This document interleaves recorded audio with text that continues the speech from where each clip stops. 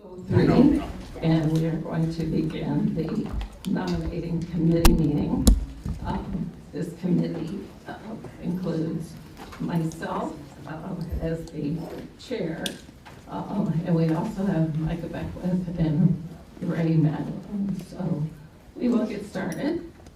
And at this committee meeting, we will be deciding on the slate of officers. The slate will then be presented to the full board at the regular board meeting, which begins at 3 o'clock. So this is not a final vote. This is to determine a slate. Okay? All right. So I propose that, and also please keep in mind that we have guidelines on attendees and public behavior. This is a meeting, so we really appreciate your not talking, moving around, clapping, or having any vocal comments while we're in the process of this meeting. So thank you very much. Okay, I'm going to begin this process. I want to start with the president, and we'll work down through president, vice president, secretary, and vice secretary, vice treasurer. And I'd like to start the discussion with talking about slating for the president of the board. In my estimation, having been in this role for a year, I've seen how much time it takes. And the fact that I have a flexible schedule was able to fulfill the time commitment that's involved with this position. This kind of evolved into a part-time job, to tell you the truth. So I think we should look at a person who has some flexibility with their work. They can lead projects, like there'll be a new, at some point, an evaluation for the director, say, or there would be special meetings that come up through the year that require more time and preparation. And I would like to pose the person for this position that I think would do a good job is Tiffany Dillison. So is there any comment or further? I think Tiffany would be solid.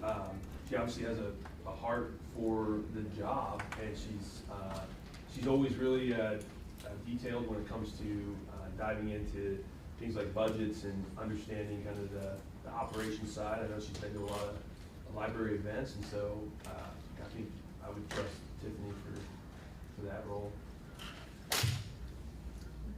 Any other comments?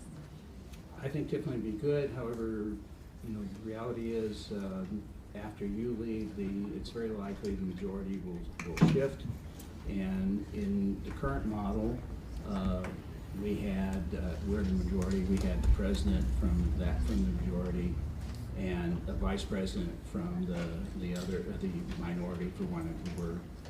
So I would recommend having Andre Mishka as the president, following the model that we had, that we've been operating under. I think that the board should be filled with board members that are on one side or the other of an issue. I think it's good to have like a 2 and 2, so that when we have big discussions, we're getting those people involved in those big discussions, and it shows being collegial. It shows being willing to work together on these big issues. But I really think that Tiffany's the better choice here. Well, the other. Could you do Andre as vice? And I mean, we can, when we get to that. But yeah, let's get to the next. Okay. Let's go on down the road. So vice president, the vice president must fill in when the president is absent. this person also needs to be able to have a little bit of a flexible calendar, because things can come up like this particular meeting and the next 3 o'clock board meeting. The 3 o'clock board meeting, you may or may not know, was changed because Micah had a death in the family, so the funeral is today. So these things happen, we have lives, we need to be able to be flexible for one another. So as vice president, I would like to see Craig Seavey would be my pick.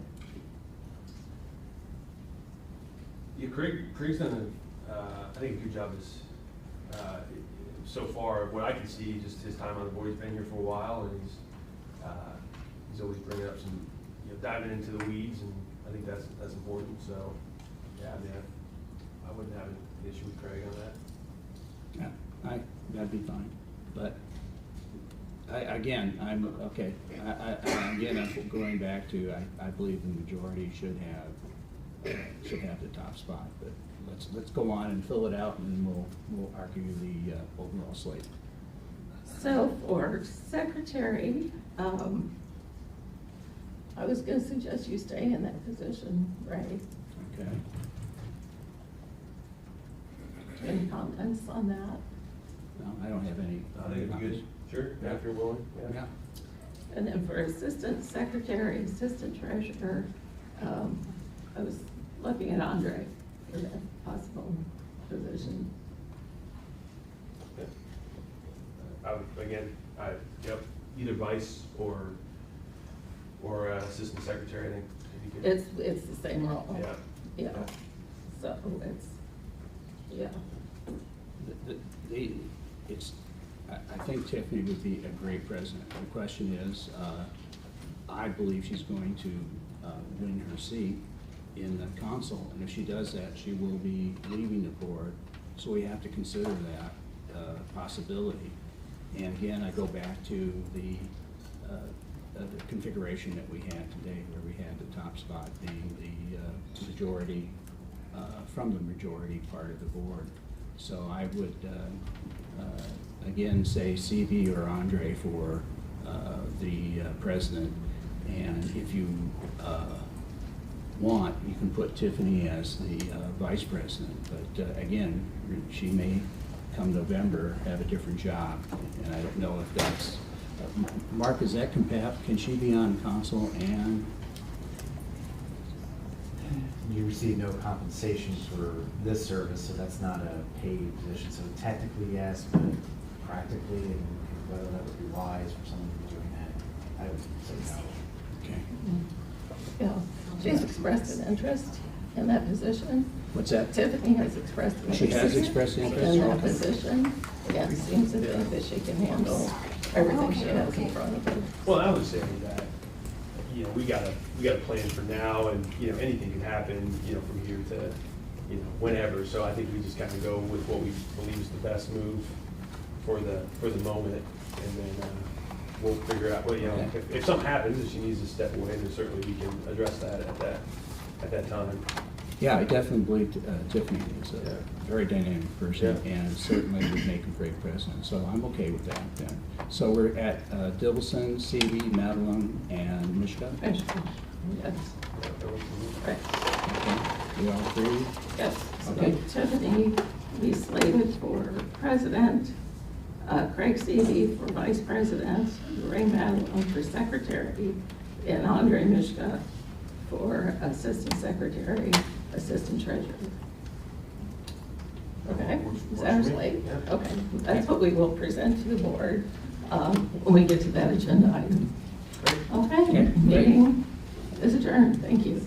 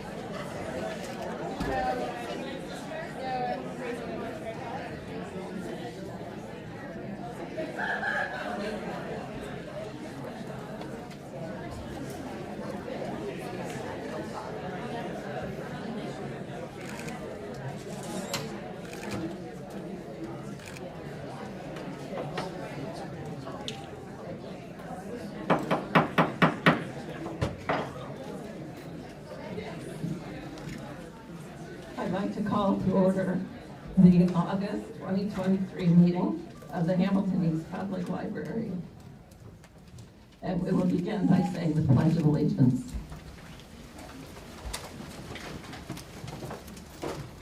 Allegiance to the flag of the United States of America and to the republic for which it stands, one nation, under God, indivisible, with liberty and justice for all.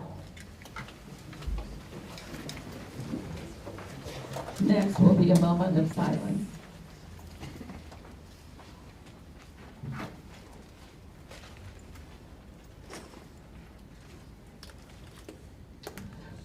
Okay, next on the agenda is the approval of the agenda. And at this time, we can ask if there are any changes, which we already have a couple we'd like to make. So we're going to, in the interest of time, and since one of our board members has a family funeral to go to this afternoon, I'd like to move up on the agenda the board officers, which would be after the claims and warrants, and also the two components of the old or new business, which is the collection development policy and implementation, and the discussion of the fault in our stars. So those will both be after claims and warrants. Second it.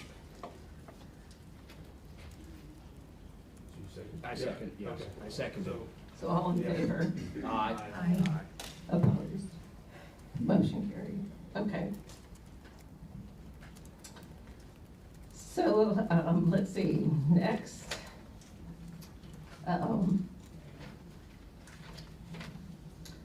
will accept a motion for approval of the claims and warrants, so we can move to discussion. It's the consent agenda. Consent agenda. Okay. I'll accept a motion for approval of the consent agenda. Any questions or discussions on this? Okay, all in favor, say aye. Aye. Opposed? Motion carried. Okay, now we go to claims and warrants. I'll accept a motion for approval of the claims and warrants, so we can move to discussion. So moved. Second. Okay,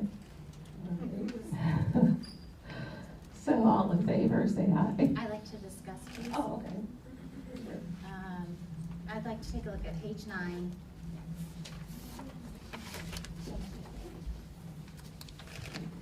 Page 9. Of the accounts payable register, 2 payments for legal services to Barnes and Thornburg. In the matter of labor advice, one in the amount of $9,124.20. The second in the amount of $3,506. So can we discuss the nature of those expenses and how they came to be and who authorized them?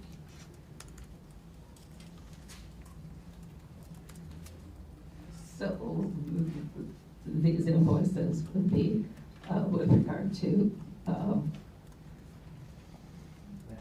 These, I can't address them without violating okay, we would like silence in the room. This is a business meeting. Please, thank you. My mic wasn't on, so thank you. I don't know that I can explain in any more detail than I have in the executive session, and I know you were there and I appreciate that. But if I start describing how that decision was made, I'm violating my attorney-client privilege. I simply can't do that. Sure. Well, I bring it up today because I feel we have something missing from the bylaws or spending policy that dictates who on the board is authorized to make considerable spends like this independently. So I would say that is something that could be discussed and could be added to the bylaws. So one of the reasons we ended up meeting in executive session was lack of clarity within our own rules. You know, I think that's a very valid point. Yeah, I'd like to, am I on? Yeah. And get real close because they're having trouble in the back. Of course. But yeah, no, I do think this is a good time that we do look at that and maybe put a discussion on the calendar for perhaps next meeting or near in the future, because I think we do need some clarity on how we use legal services, who approves the use of legal services, and who has access to our client file for legal services. So I'd like to discuss that soon. yes, so maybe next month we can look into policy additions. Those are considerable amounts, and I don't think any of us should be spending that kind of money independently. Thank you. Any other comments, questions? Okay, all in favor, say aye. Aye. Opposed? Motion carried. Okay, so this brings us to the 2023-2024 board offices. The nominating committee met today at 2 o'clock and approved the following slate of officers to present to the full board today for approval.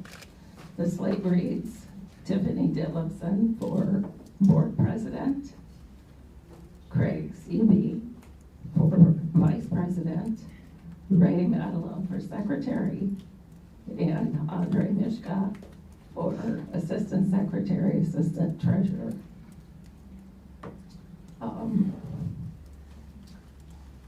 The following officers will begin their one-year term on August 27th, which is a temporary suspension of the current bylaws, which states that they do not begin until September 1st, which leaves a gap of several days without a board president. So at this time, is there a motion? So moved. Second. Okay, is there any discussion? I would like to just put forth one suggestion to the slate, and that would be reversal of Tiffany and Craig in the president and vice president roles. Reason being, Craig has longer service on this board and his experience as an officer.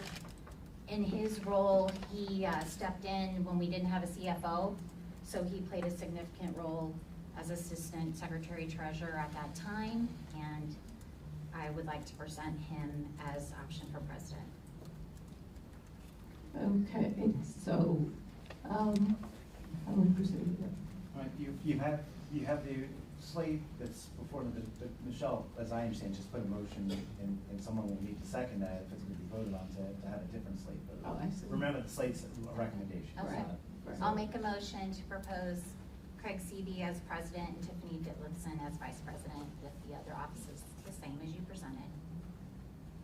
So is there, do we need another motion for No, this? you would need to Okay. second. Okay.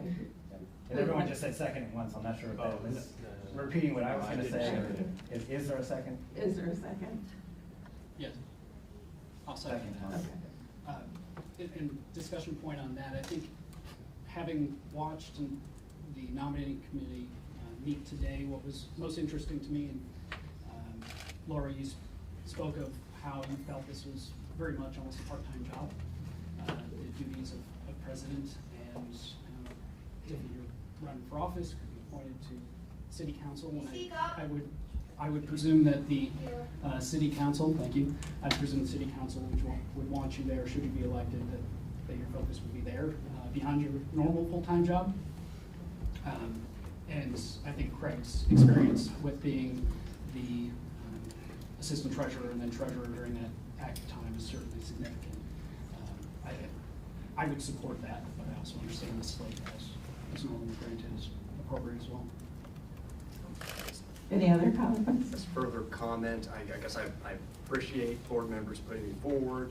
I think the current challenges facing the board, and by extension, the current challenges facing the county, I think would be a good gesture of. Is the one Laura kind of alluded to with the suspension of the bylaws, which is that there needs to be officers at this, voted on at this meeting, or we're gonna further suspend the bylaws. There's a little gap in the bylaws regarding particularly having a president who's going off the board, and then, 2-week gap before other people come on the board. So that would be my own, from legal counsel perspective, that's the only thing I've got there. That if you go all the way back to the committee, you may not have a unanimous coming out of there anyway, because the committee's only 3 people. But that's really the only role I've got here, is to say there's an issue with the bylaws, because we're supposed to be doing officers at this meeting. Well, I think there's an existing situation with the bylaws to begin with, because if I read the bylaws correctly, the nominating committee was supposed to propose a slate at the last meeting, and then Speak up, please. I apologize. Oh, you really need to, we cannot do it, I'm sorry to interrupt you. You're okay, I will move my microphone. It's not just you, thank you. But yeah, since if we're already suspending the bylaws, is there anything stopping the board from just on motion at this meeting proposing a slate of officers that get unanimous approval and instituting that? No, the bylaws are freely voluntary in the sense that if there's a rule that is causing a problem, it can be suspended by a majority vote of the board. That's Robert's Rules of Order, nothing prevents you from doing that. Okay, so I'm Yeah, just- in fact, though, for the last 2 years, the slate has just been presented at the meeting where it was voted on. So we have not been doing. We did have a slate presented at the July meeting. Okay. I But recall that there was, last year. the nominating committee was a bit of a mess, so. Okay. I wanted to go back to Andre's comment about my time. I am self-employed. I have the time to devote to this. I appreciate Michelle's words about Craig being a current officer. I am not new to leadership.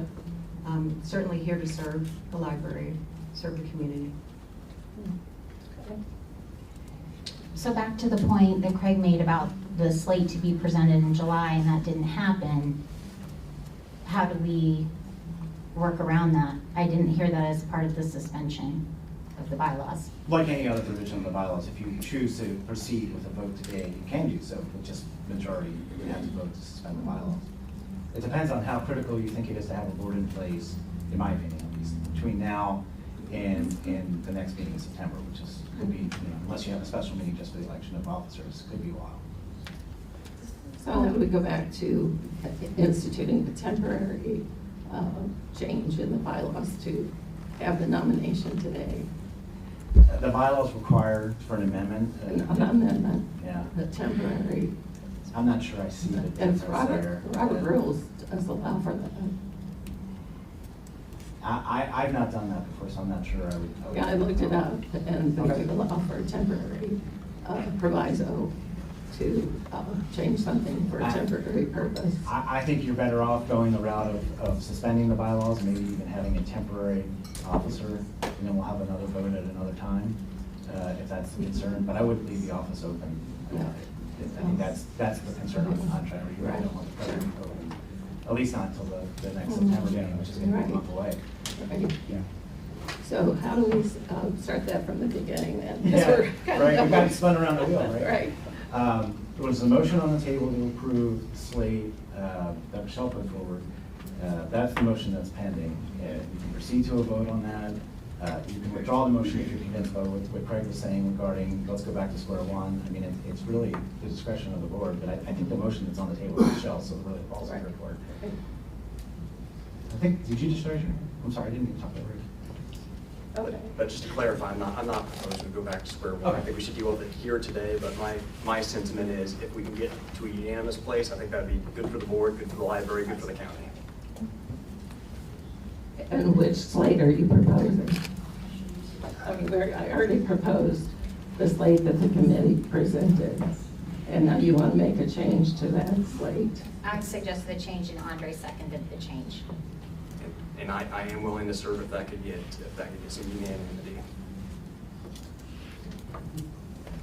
Okay, so we vote on their change. That's the motion that's on the table. So what happens to the original slate?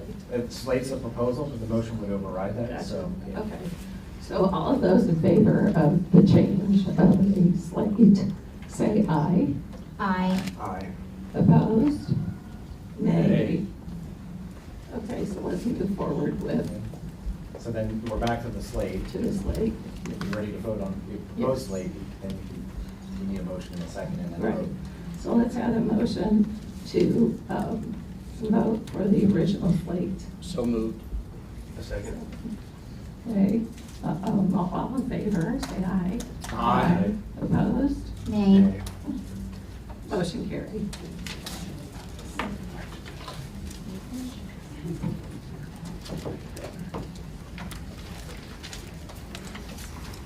Okay, next on the agenda, we have also moved up in order of the agenda, a discussion on the collection development policy and implementation.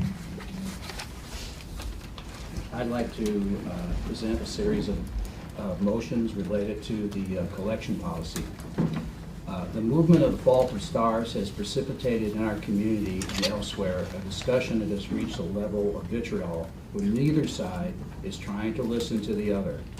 We need to bring the volume down so that the staff and the board can hear the problems with the implementation of the policy and work together to find solutions. To that end, I'm going to propose 3 motions to begin an effort to correct and investigate the issues in implementing the board's collection policy. Regarding the fault in the stars, in an August 9 email, Director Waterman said, if you recall, staff mapped the content using a vetting piece of software identifiers to the policy, determining that the JLG strong sexual content identifier mapped accurately to the definition of prohibited sexual content in the policy, unquote. She also said, quote, the fault in the stars contains a sex scene that, while not graphic, is explicit, putting it in conflict with the policy, unquote.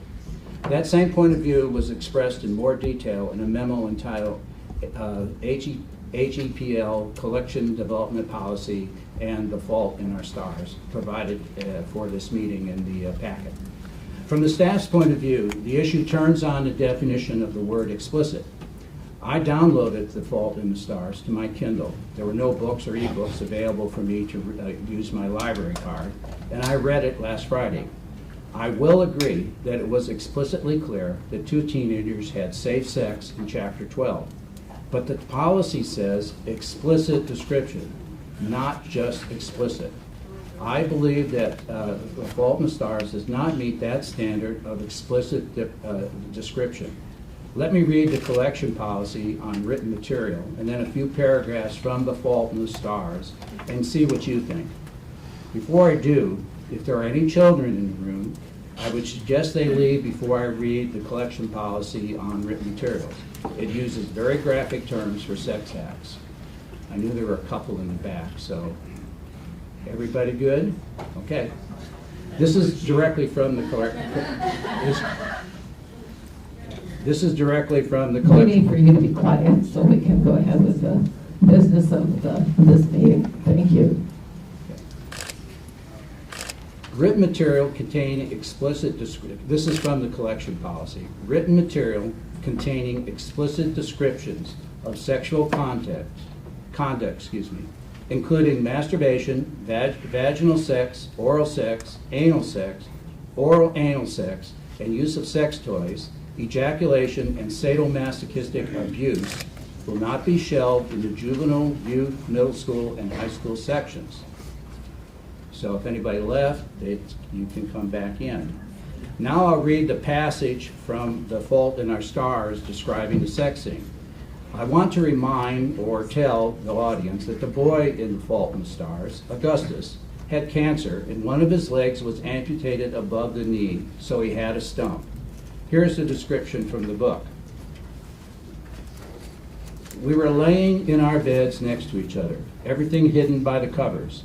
And after a second, I reached over for his thigh and let my hand trail down to the stump, the thick scarred skin. I held the stump for a second. He flinched. It hurts, I asked. No, he said. He flipped himself onto his side and kissed me. You're so hot, I said, my hand still on his leg. I'm starting to think you had an amputee fetish, he answered, still kissing me. I laughed. I have an Augustus Waters fetish, I explained. The whole affair was the precise opposite of what I figured it would be. Slow and patient and quiet, and neither particularly painful or particularly ecstatic. There were a lot of condomy problems that I did not get a particularly good look at. No headboards were broken, no screaming. Honestly, it was probably the longest time we ever spent together without talking. The only thing followed tight. Afterward, I had my face resting against Augustus's chest. Listening to his heart pound, Augustus said, Hazel Grace, I literally cannot keep my eyes open. Misuse of literality, I said. No, he said, so tired. The description of the sex act in The Fault in Stars was vague, and you cannot even tell what type of sex was being performed. No body parts related to sex are described. If you look at the poster behind me, and if there are any children here for the moment, I suggest you avert their eyes. But this is the book, Let's Talk About It. This is the type of imagery, this is the sort of content that the collection policy was meant to address in the books housed in the children and teen sections. Consequently, I want to make a motion to move The Fault in Stars back to the teen section. My motion will be, we believe that The Fault in Stars does not violate the collection policy for written content for books in the teen section, so the board requests that The Fault in Stars be returned to the teen section. Is that your motion? That's my motion. Yeah, I second that. Okay, all in favor? Are we going to discuss it? Discuss it. Have a discussion. Yes.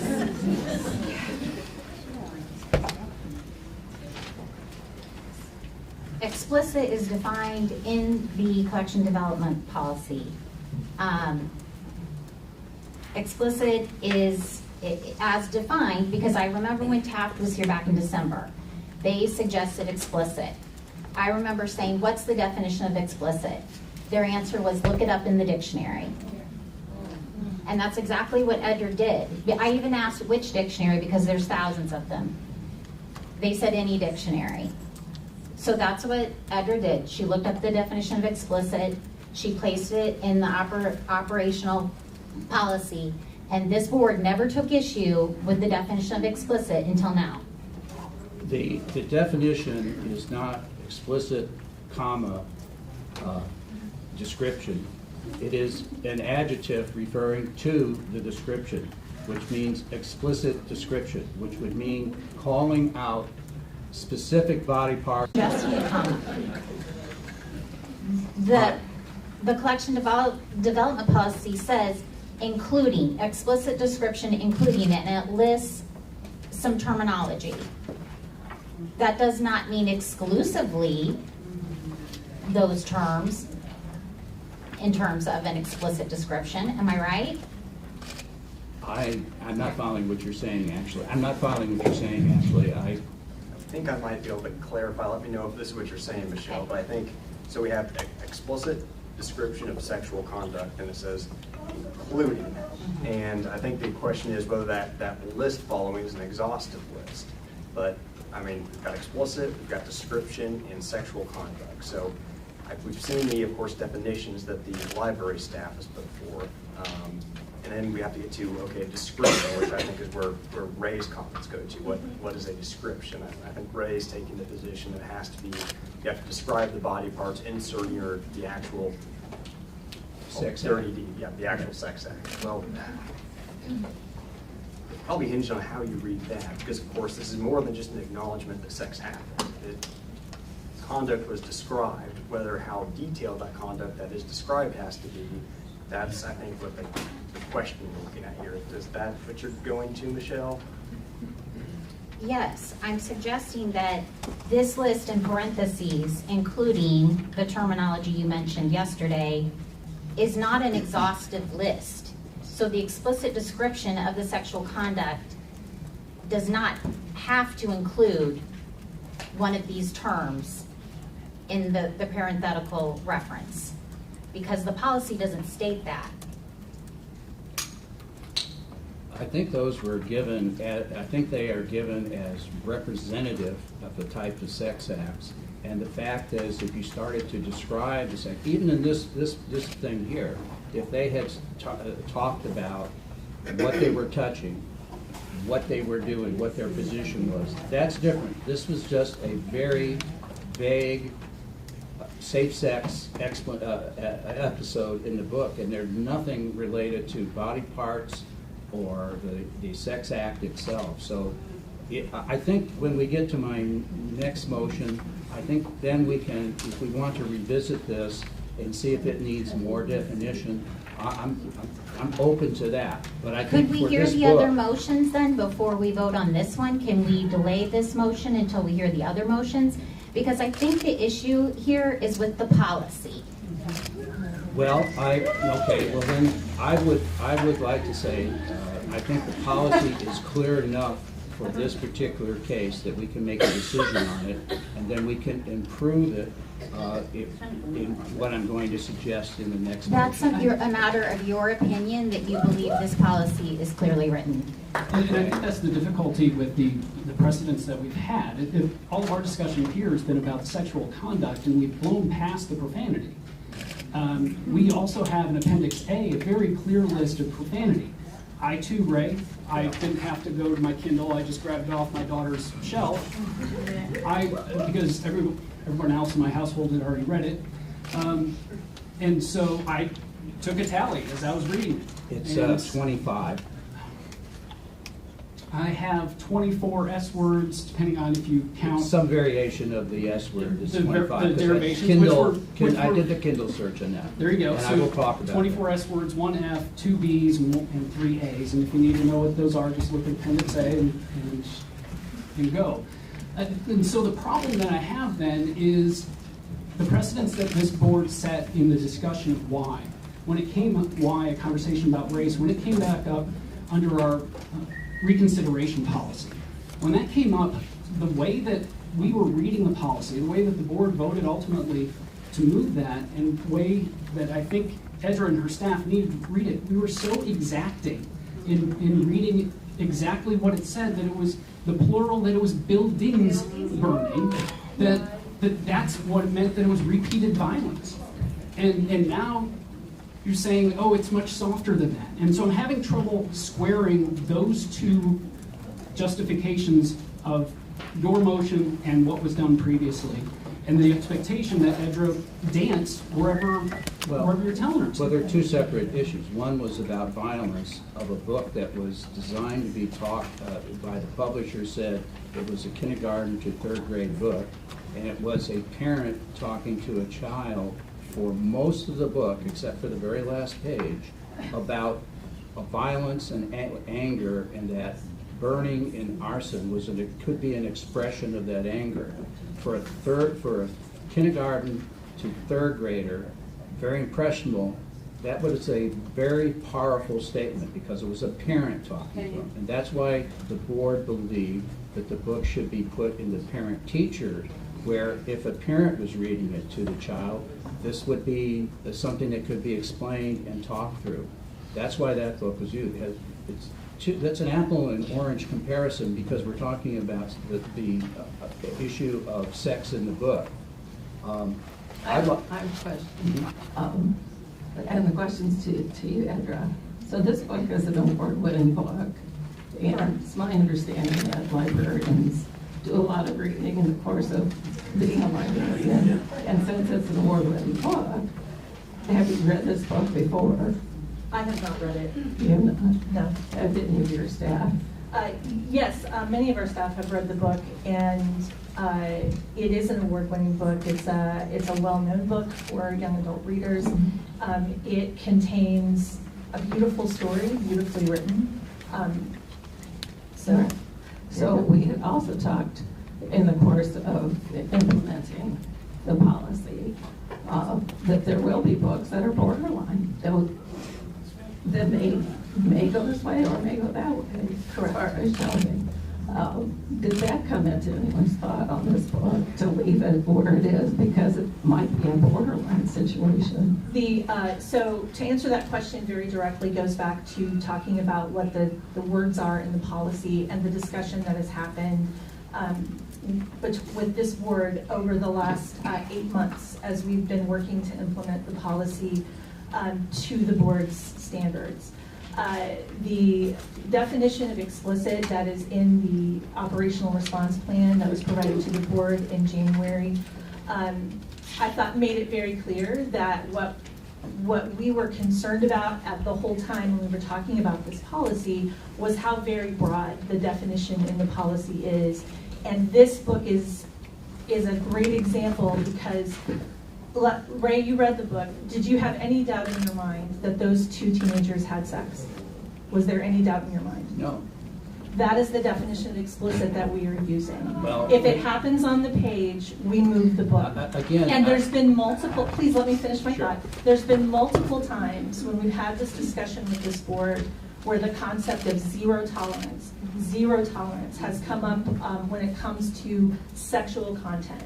And I think that the other matters, the profanity, that the way the policy was approved was that we could use our existing processes for determining where to place books when they had profanity or violence based on the intended audience.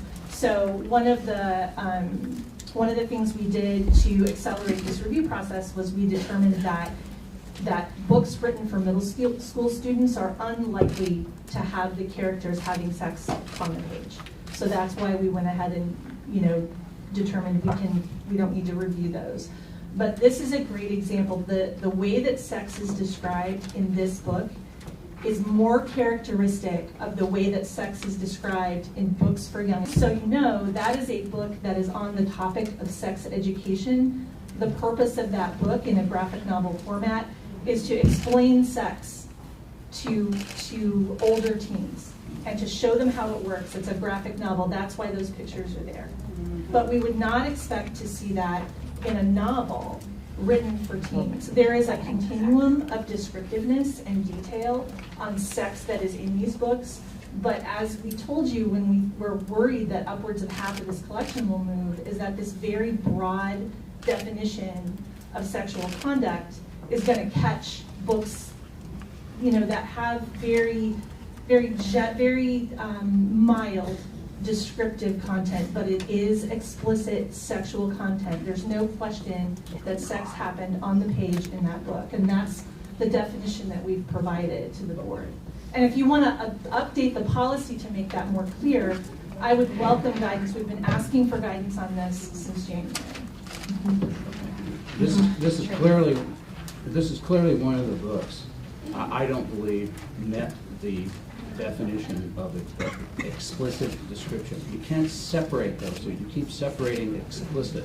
Yes, it explicitly will say that they have had sex in the book, but there was no explicit description of the sex. How are you based on defining that, though? Are you saying do we need to revise our definition of explicit to say a body part must be named? Because that's not what this policy says. Okay, that's a valid point, and I think that what what I will be talking about in a few minutes, once we move this book, is that Can we change the policy first? No, I agree. No, we need to understand, to fix the policy, we have to understand the problems in implementing it. And to do that, once we understand the problems in implementing it, then we can go back and fix the policy language No, to it's address the them. reverse. I disagree. I Right, it doesn't mean that disagree. you move it first. We don't have, this is, and I understand this book is subject to a couple requests for reconsideration. Procedurally, I don't know why we're discussing this book, other than a basis about why the policy should be changed. Yes. Well, that's a good point, and I think eventually we'll get there. But if you change the policy and you start running it again, and you haven't addressed any of the other issues and problems, you're just going to go in the cycle. Excuse me. Sorry. I'm speaking now. Yes, you are. I interrupted. I'm sorry. That's fine, thank you, Edward.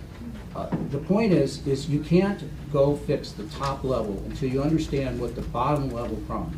Your staff, the people you have hired, you have a lot of experience. You have collected data from the vetting software.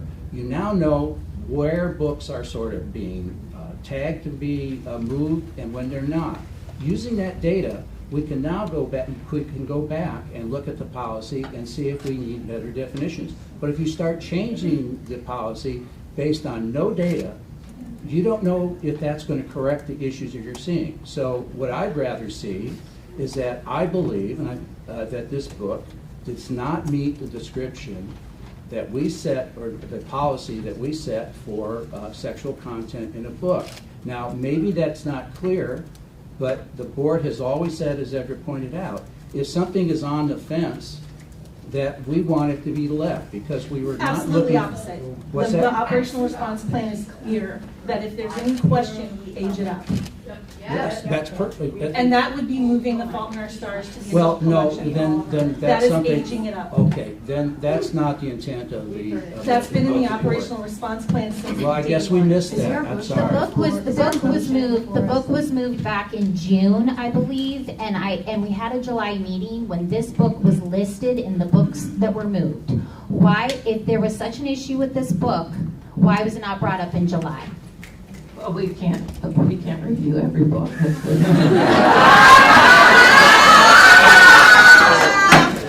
Why are we talking about this book now? Why are we talking about this book in August when it was moved in June and reported? It was moved in June, reported as moved in July. Why are we talking about this specific book today? So I never had, in my opinion, No a answer. zero tolerance.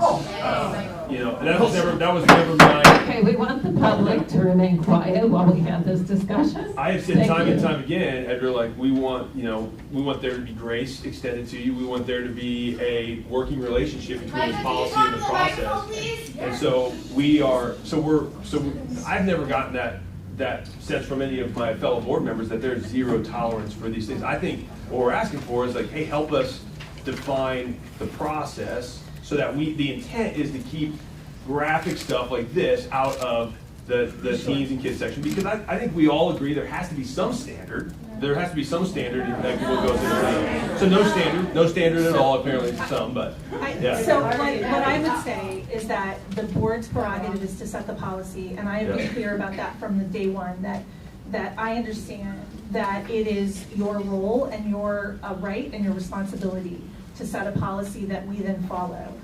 But we can't start without a policy and work backward. What we do is take the policy and then we provided you with a very detailed plan with very detailed explanations of how we were defining what was in the policy, and then we move forward. I don't understand what we're being asked to do in this working backwards thing. Yeah. So it's what I need is to, if the intent is that a body part has to be described, then we will go back and revise how we're viewing these books, because I'll tell you, we're gonna have to move a lot of stuff back. If what you want is a description of a penis or a vagina, to say that is explicit vaginal sex. And I apologize if there are any children in the room. Okay, so what I will do, let's table that motion and move on to the next one, and I think that will clarify things a little bit. Yeah, because, give us a clear policy and we'll do our best to implement Well, it.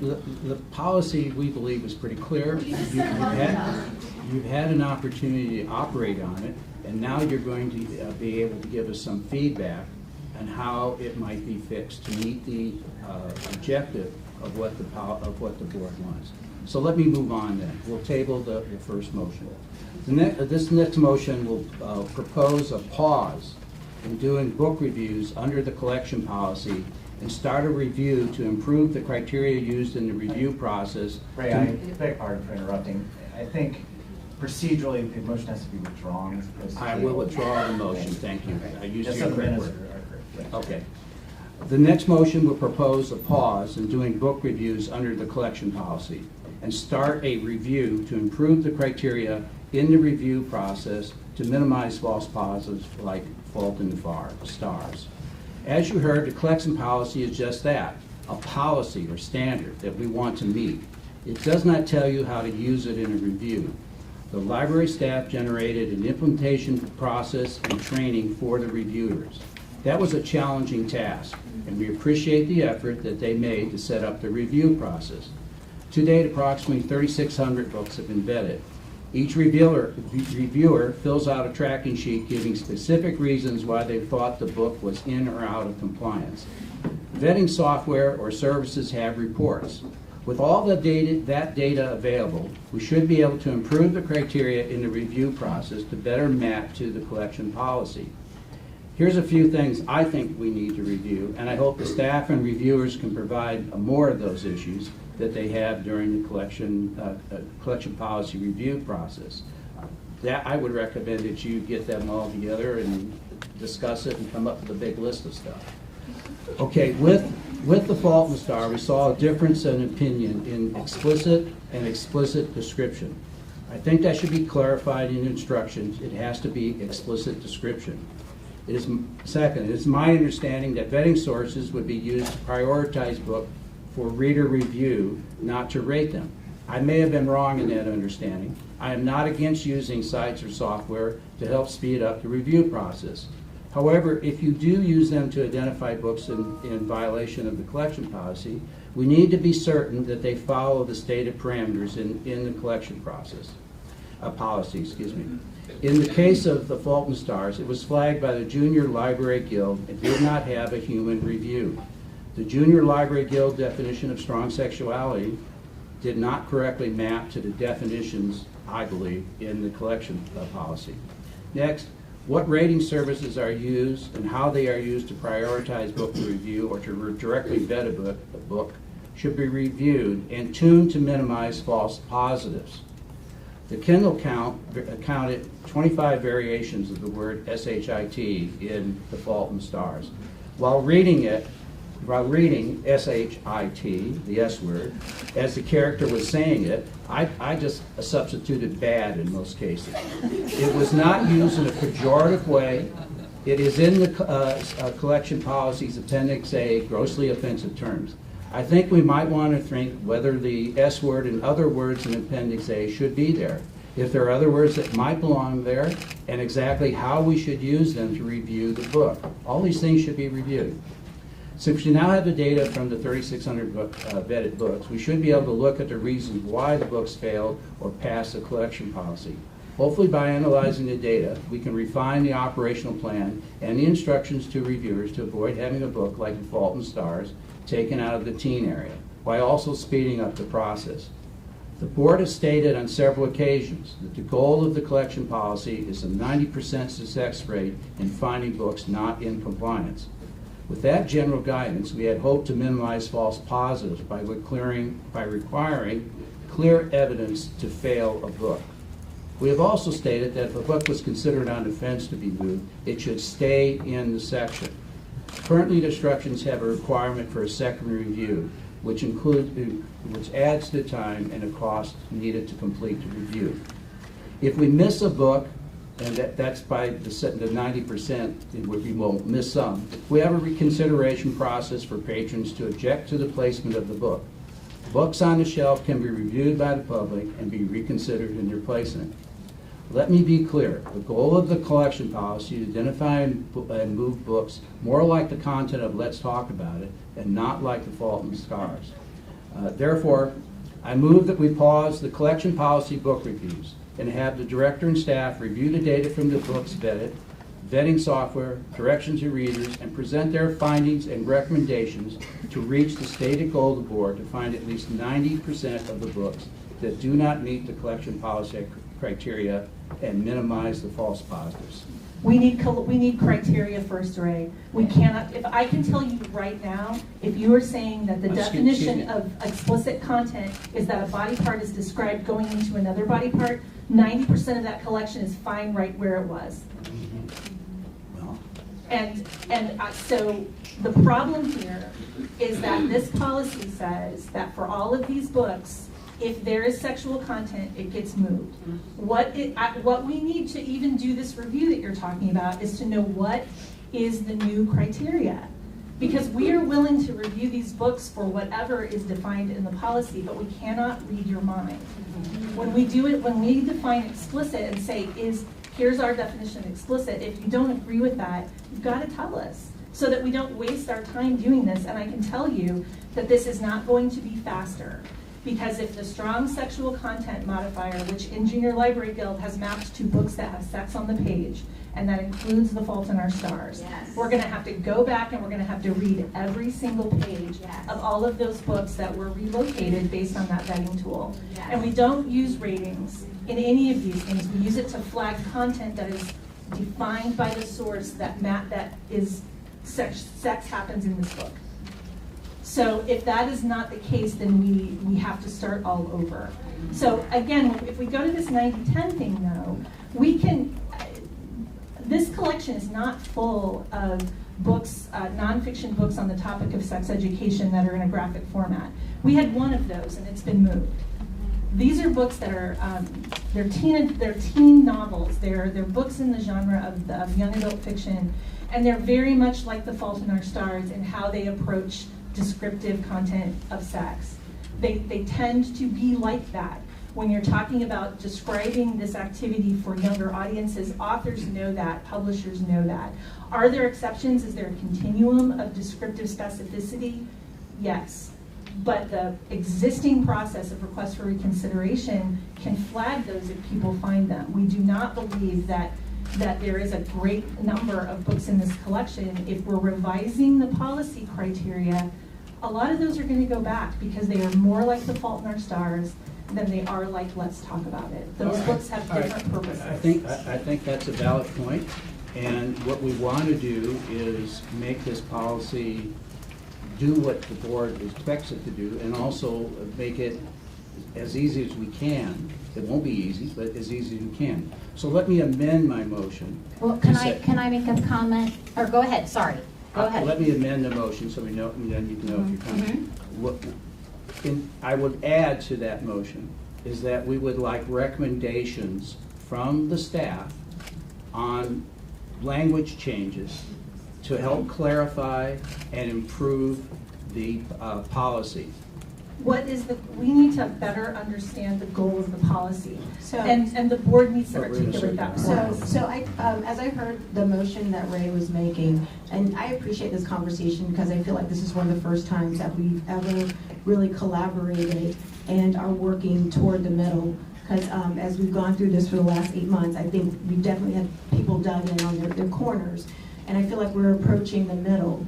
But Ray, if I understand the beginning of your motion was to pause the collection development policy. Yes. And it sounds like we need to have some more conversations, listening to people. So if, I don't think I can amend your motion, but it certainly sounds like we should probably pause what we're doing right now and let cooler heads prevail and have some kind of conversation. I don't know, Mark, if that's an executive session or if that's us coming together at another board meeting to have a conversation, but I certainly think that. I hate to say it, because I understand where you're coming from, I don't think an executive session is possible just to talk about the policy. Okay. There is a possibility of appointing a subcommittee. Okay. That would have to be done with open meeting. We've With had what? special meetings in the past about the collection development policy that were public in nature. In So- an executive session? No, not exactly. We No, had not special executive. Yeah, you meetings can do that were special. separate Yeah. from No, board I'm- meetings. I'm- Because, I'm just a moment, in public. please, I am talking now. So as Tiffany said, I agree with the collaborative nature. We cannot place the onus on the librarians and on EDRA to rewrite this policy. We need to work collaboratively with EDRA and take responsibility and accountability to rewrite this policy as the board. So, Agree? so can we so can the motion be amended to say that we pause the collection development policy and then re-engage on this conversation? If Ray's the one that made the motion, Yes. he can amend his motion that way. I agree. I agree with that. I think what we're different here, and first off, I want to be very clear. I'm not blaming the staff. I already said when I mentioned this, that it was a difficult job to do. And I'm a data-driven person. I worked in aerospace for 35 years. We base our decisions on data. So now that we have data, you have a data set to talk from. You have, you have, and you can be able to make recommendations to the policy wording or implementation of it. I'm willing to have that. So I will amend it to say that both review the implementation policy and provide comments on language changes in the collection policy. I Is that don't covered? understand what we're reviewing with the implementation. Are you saying you want us to review whether our definitions are Well, accurate? We can't do that No, without no, the no, policy. no. Can you- The board does not know. The board does not know how Can we books just are have a being. clean motion made, just? Yeah, I think so. Can you recall your? I'll recall my motion. Let me make a motion. I'll let you I'd like do to it. make a motion that we pause the collection development policy until we can have an additional meeting to come to discuss it. So And I need a second. I will second that. Second. I just have an operational question. If that's Let okay. me get let us get this motion through. But it's and then- related to that. If there's no collection development policy, we can't do anything. We can't put new books on the shelves, we can't order, we can't do anything if there's no policy. Fantastic. I will amend my amendment. To suspend that section. I would like to suspend that section of the collection development policy that deals with reviewing and moving materials until we can have a meeting to hash this out. I think this is the closest that we've come to collaboration in the last 8 months, and I'm really happy to hear this kind of conversation. So that's my motion. Second. Is there further discussion? All in favor, say aye. Aye. Opposed? Motion carried. So just to clarify from an operational standpoint, so there is a paragraph in the policy, I should ask you, is your motion, that relates to placement, age-appropriate placement. Are we suspending that until we figure out? Yes. Because we already make these Let decisions. your readers know that, I guess, Okay, they we'll are probably paused. pause them, yeah. Yes. And we will go ahead and do our work the way that we always have. And the reconsideration policy is the reconsideration process is still in the policy. So if anybody finds anything in the meantime, we can put that through it. Okay. Okay, thank you. Yes, that's what we want. Okay, let's move on. I'm done. Okay, great. Okay, next up is the Finance Committee report. Craig Seavey, Assistant Secretary Treasurer, will now give his report. Thank you. One moment, I've got to navigate to it. All right, so the Finance Committee, we met on August 10th. One community member, Keith Starling, attended the meeting along with Mike Reuter, Edra, and Laura Groff.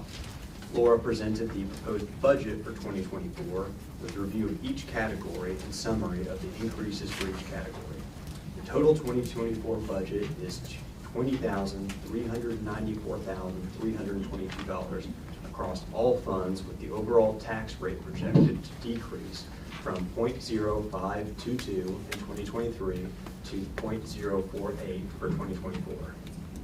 After reviewing and discussing these changes, the Finance Committee reviewed the notice to taxpayer budget advertisement from Mike Reuters, noting the need to advertise amounts higher than the final amounts that are anticipated to be due to the uncertainty in all of the various factors going into the final information to protect the library's budget. The committee will recommend to the board that it approves the 2024 budget advertisement as discussed. Edgar presented the merit matrix approach scenario document that's in our board meeting packet. The Finance Committee, we had a lengthy discussion on the different scenarios and the pros and cons of each. Tiffany made a suggestion to simplify the merit matrix approach chart to add percentage data related to the ranges to the merit summary at the end of the document to provide a clearer picture of the impact. She requested to see the appraisal and performance system, and she wanted staff to weigh in. Oh, can I update you on that? Oh, please. Sure. So I had the opportunity to talk to 2 people on leadership, and I think that since we agreed that we were going to move to a merit matrix, I think we decided that maybe in December of last year. I had the opportunity to talk to 2 people on staff, and I will tell you, that I am straight merit, but they talked to me about the importance of the merit matrix and how it helps them move along. And it was really the passion that they had about being in their jobs and being happy, and this is what I do, and I want to make as much money as possible. When I think, you got to be a little bit out for yourself. So when I think about the roles that our library staffers have, it's very much in my mind like military service. They're really here to serve the community, and whatever we can do to reward their hard work and their patience, I think it is a good thing. And so that was one of the things that was very important to me, was to get input from staff, and they liked the merit matrix. And just to finish real quick, the majority of the Finance Committee agreed to send the merit matrix back to the board for the August meeting. Yay. Okay. That's the conclusion. Okay. Thank you, Craig. Next up is the 2024 budget advertisement. This is the advertisement as recommended by the library's financial consultant and the Finance Committee. Could I have a motion for approval of the 2024 budget advertisement? I'll move to approve. Second.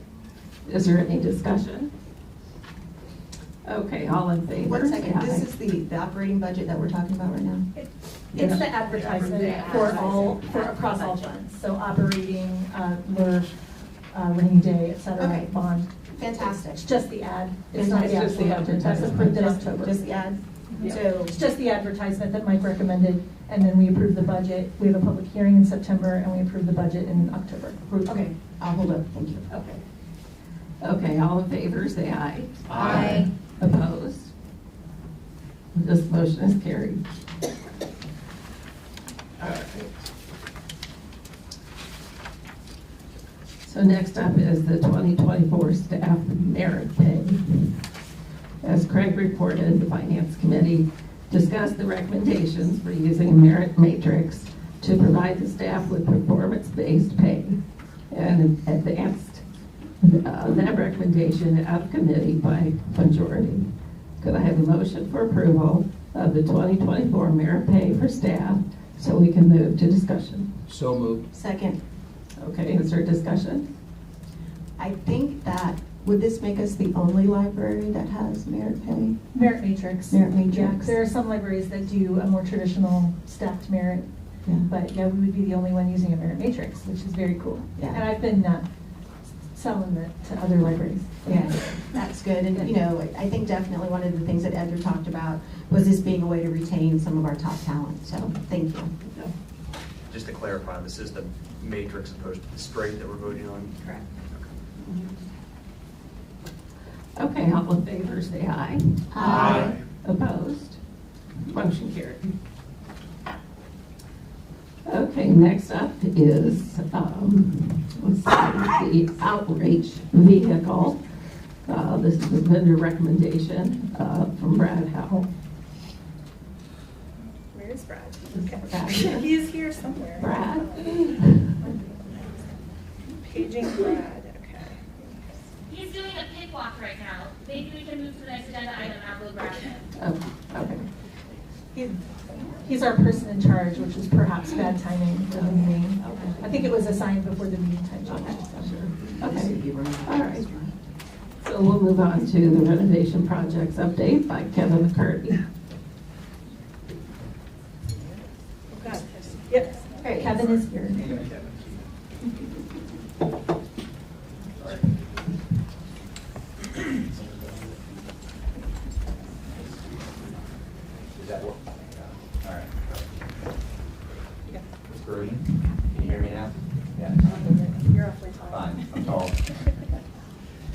Thank you, everybody. I think you all have in your packet the current update. Just a couple of quick reminders. We're generally on the schedule that's been discussed previously. So right now, looking at the Fisher's exterior work being done in November, probably finishing up the punch list in December, which again we'll discuss last month. Here at Noblesville, the plan is really April, May of next year to be finished. And again, a lot of that work is focused on upstairs with the Crossroads Discovery Center and the teams. The rest is primarily a finish refresh. So should have a significant impact to patron experience here with some of that finished work that's going on in the areas of the library kind of piecemeal completed. Other than that, there aren't any major issues that we're running into. It's the typical on any construction project is coordinating as things come up and as needed.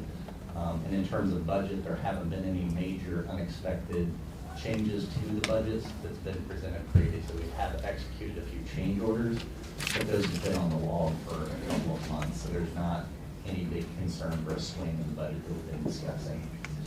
And with that, I would just take any questions.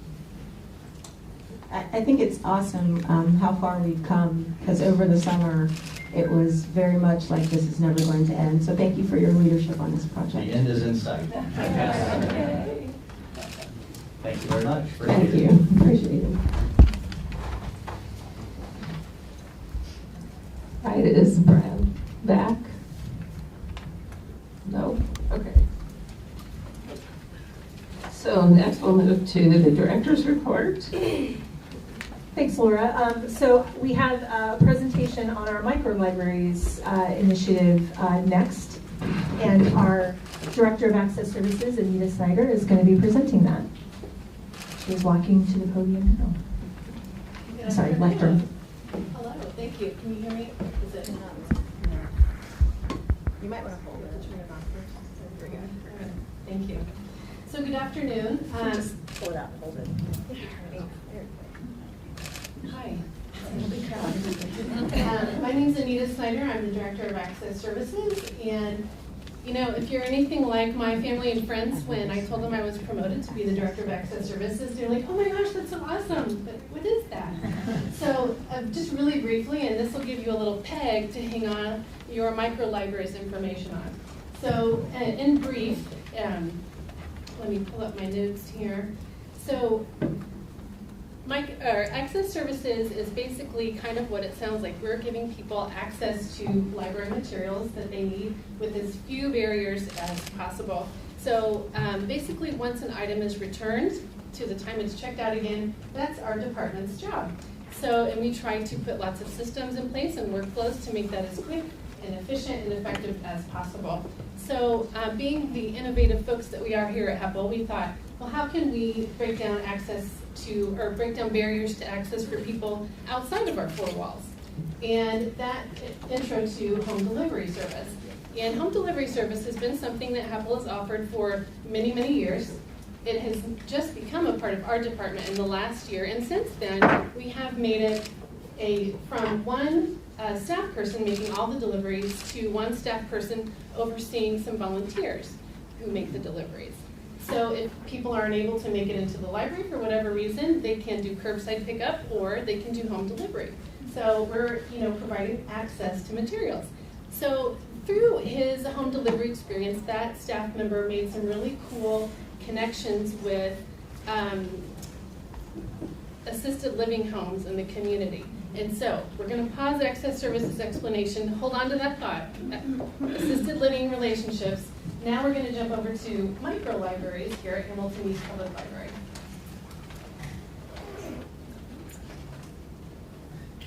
And basically, this is a collaboration between Access Services and Collection Services.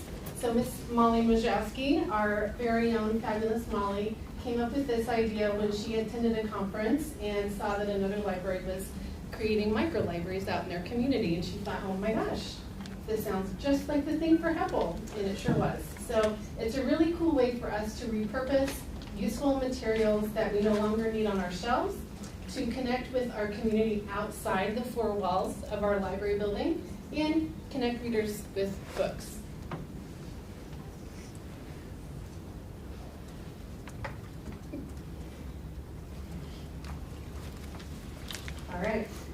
So we partner with locations in our service district.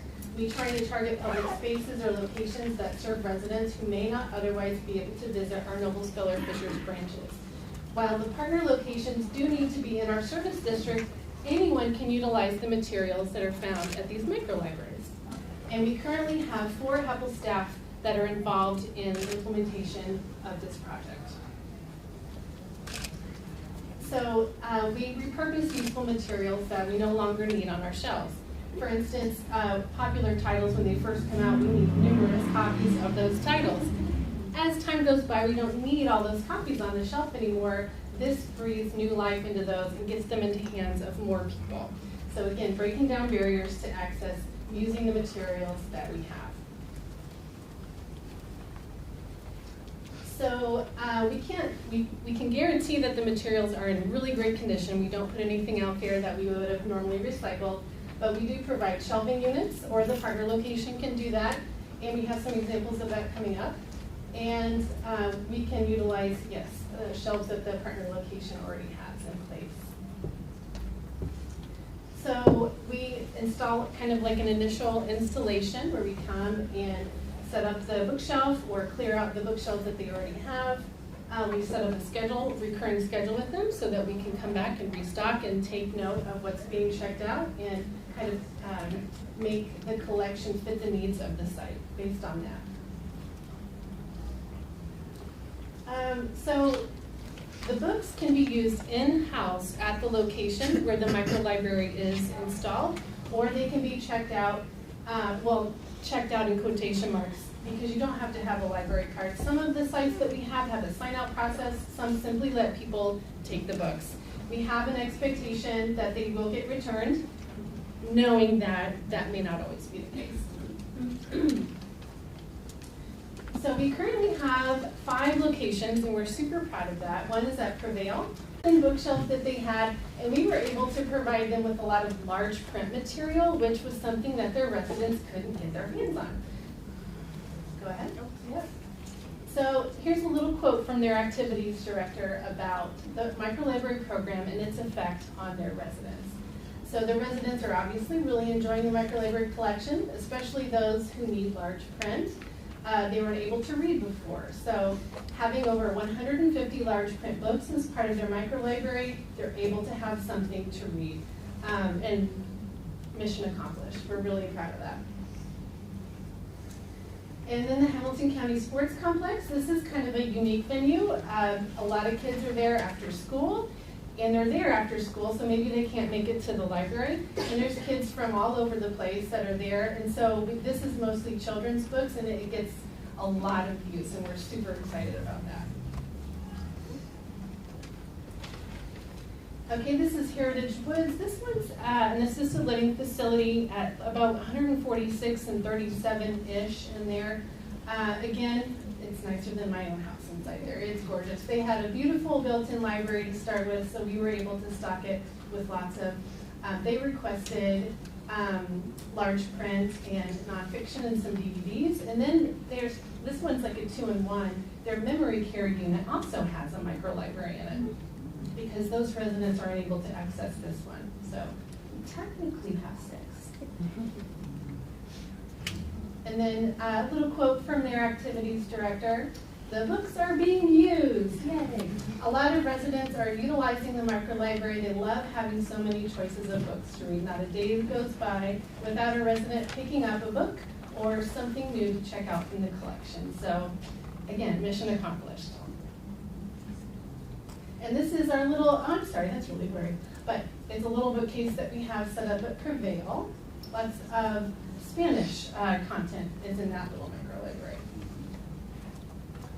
And then this is the Nature Point Preschool. The director gave us a nice little quote, and this is something she turned into her board regarding the microlibrary and its use. I won't read all that to you. You guys can read. I'm really proud of you for that.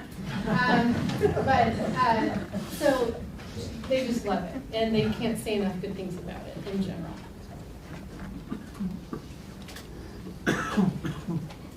So, yes, that concludes my little talk about microlibraries. And if you see one out in public, please be sure to take a look at the books on the shelf. And if you think of any locations where you think the microlibrary would be useful, we're all ears. Question, how lucky are you to have this many ambassadors to I teach thought about that. microlibraries? I know, normally it would be a pretty small group, but I was like, hey, let's take advantage of this. That's awesome. This is a blessing. So one of my questions,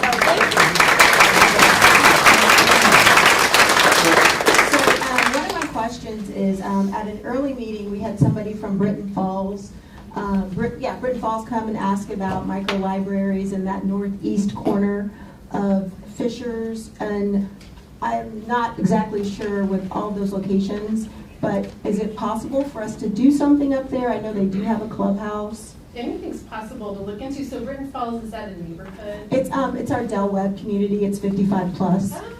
It's in the northeast corner. I can put you in contact with That would be somebody fantastic. because there was just lots of interest Yeah. in having something We out that love way. That's how a lot of people. They want they want a library branch. They do want a branch.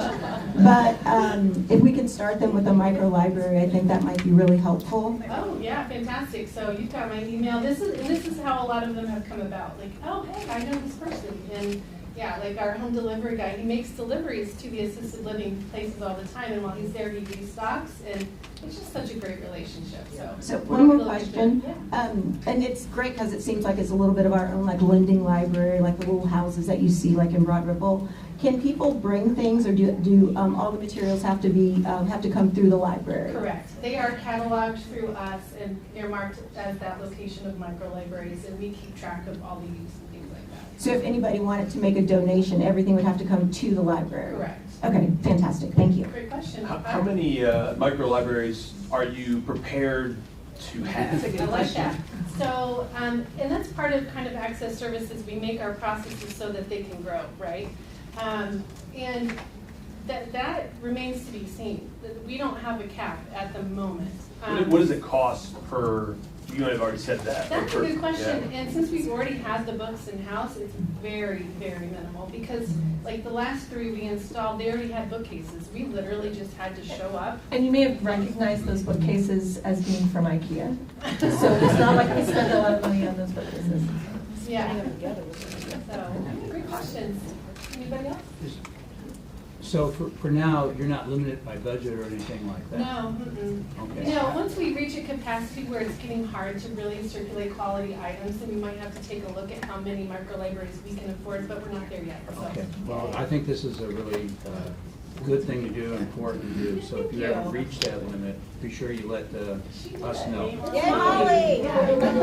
Just to point out that Molly and her team received national recognition for this initiative because this was started with an LSTA, which is Library Services Technology Act grant that was administered through the state library, and our project was chosen by the state of Indiana to represent our library from all of the different projects that were funded.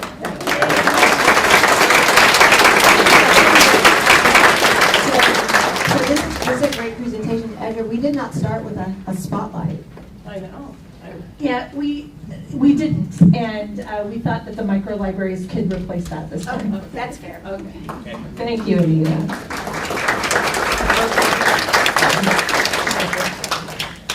Okay, I think I saw Brad in the back of the room. You could come up and give us your presentation.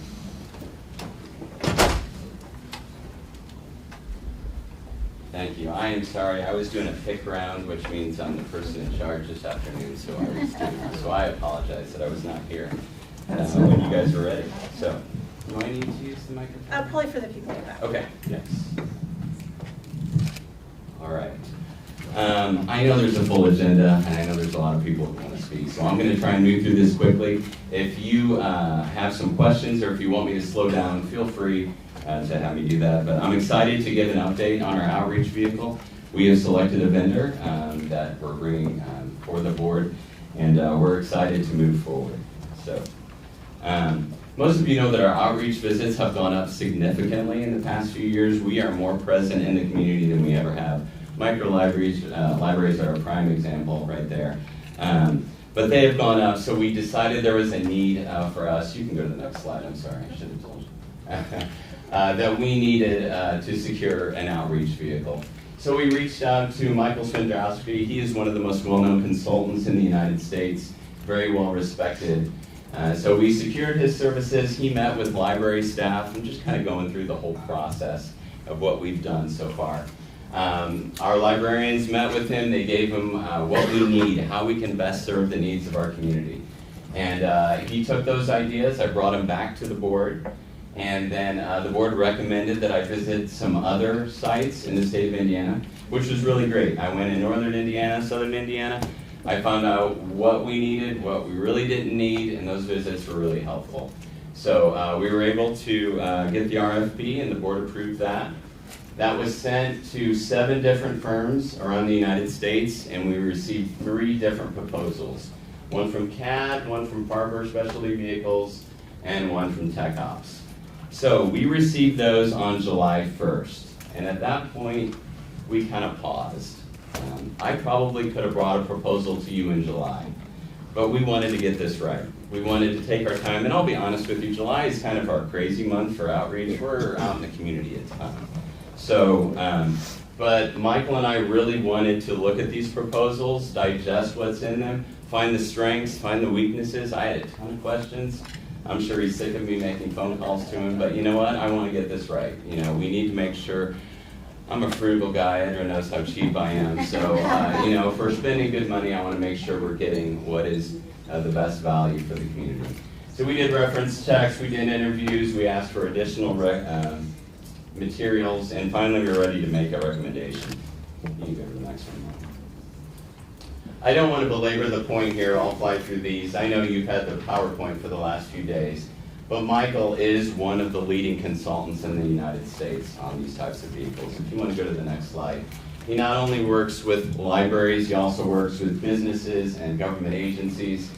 You can see Seattle, Anaheim, King County Public Library, but you also see Google, Starbucks, and Pepsi. And if Google needs his services, well then, you know, I don't think it's bad for us to utilize his gifts as well.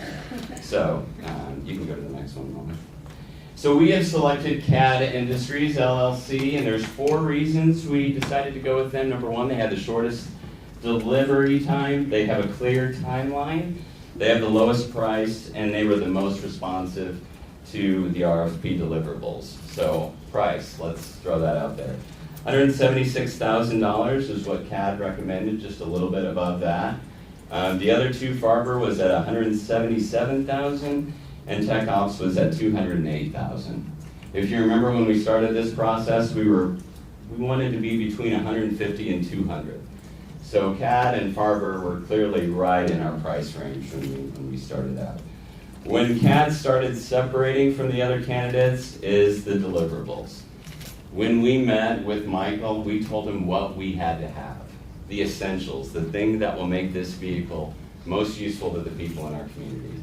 And CAD was able to meet all of those. But not only that is the timeline. So CAD can get us the vehicle 90 days from the receipt of the chassis, which is December 1st. Okay, that's pretty quick. Farber, who is second, could get us the vehicle 520 days, which puts us into 2025. And they were the second. Tech Ops could get us during Q3 of 2024, which that's a little bit beyond our busy season. So again, I want to get this right, but guys, we've been working on this since 2021. I'm ready to move. My team's ready to move, and so that's why CAD has been one of the strongest candidates. That's why they moved to the top. You can go to the next one. So this is just some information on CAD. I'll be honest with you, when I found out that CAD Industries was literally 20 minutes from SVS, I'm like, Michael, come on. Okay, this is a sweetheart deal. You literally could have lunch with a guy. And he said, no, you know what? He's like, I work with Farber, I work with Tech Ops, I work with CAD. They had the strongest proposal. I'm working with them all right now. They met your objectives, what you wanted. And he's like, anyway, if there is a problem, it's 15, 20 minutes away. I can just walk in and see what's going on. How's everything doing? So that was helpful for me because I'm a bit of a cynic. So you can go to the next one. And this is where CAD separated themselves as well, a very strong timeline. I wanted to mention here, everything is a month further than what they originally recommended, and that was because CAD assumed I was going to be presenting to you in July. But, so we could have gotten the vehicles as soon as November, but again, I don't regret waiting a month.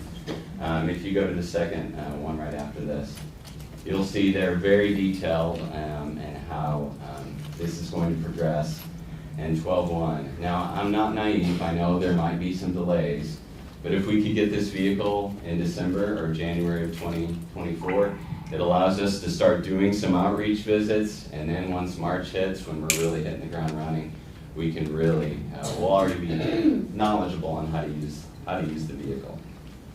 Okay. So, payment terms, I know that's important, right? 50% down to start the project, 50% due upon delivery of the vehicle. I talked to Laura, she said that sounds good. I talked with Edra as well. I asked Michael, what's the norm here? He said this is the industry standard. Farber had the exact same thing, they were the second runner-up. He said 50% down, 50% due upon delivery of the vehicle. If anything, it gives us leverage. 50% lets them know we're serious, it gives them some capital so they can get started. And then 50% due upon delivery, you know what, if we're not happy with it, we've got some leverage now. We're not gonna give you the last 50 until we're happy with it, so.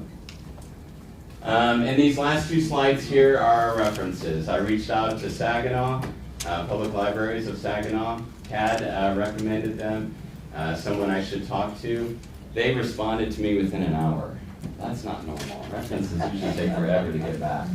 But they just couldn't say enough positive things about SVS and CAD, which was good. You can see their vehicle right there. I was probing. I was like, you gotta have some dirt. Give me something. And she's like, I don't. We've just had a really good experience. This last one, Brian was an interesting guy. You'll notice Top Shelf is not a library. If you want to look at their website, it's pretty cool what they do. But this is a medical vehicle. But Brian is out on the East Coast, and he said, you know what, I've got vendors all around me. He's like, I would love to help the hometown team, but you know what, CAD gives me what I need every single time, so I keep going back. And that spoke volumes for us. So if you have any questions, I'm happy to answer them. If not, again, I know there's a lot of people that want to talk, so I don't want to take up too much time. But I believe CAB will produce a vehicle that allows us to promote library services in Noblesville and Fishers very effectively. So, any questions? Yeah. I just want to comment to thank you for this report and comprehensive work that you've put into this over a couple of years. So, yeah, it's time to move on. You're right. So, thank you for your report. Thank you.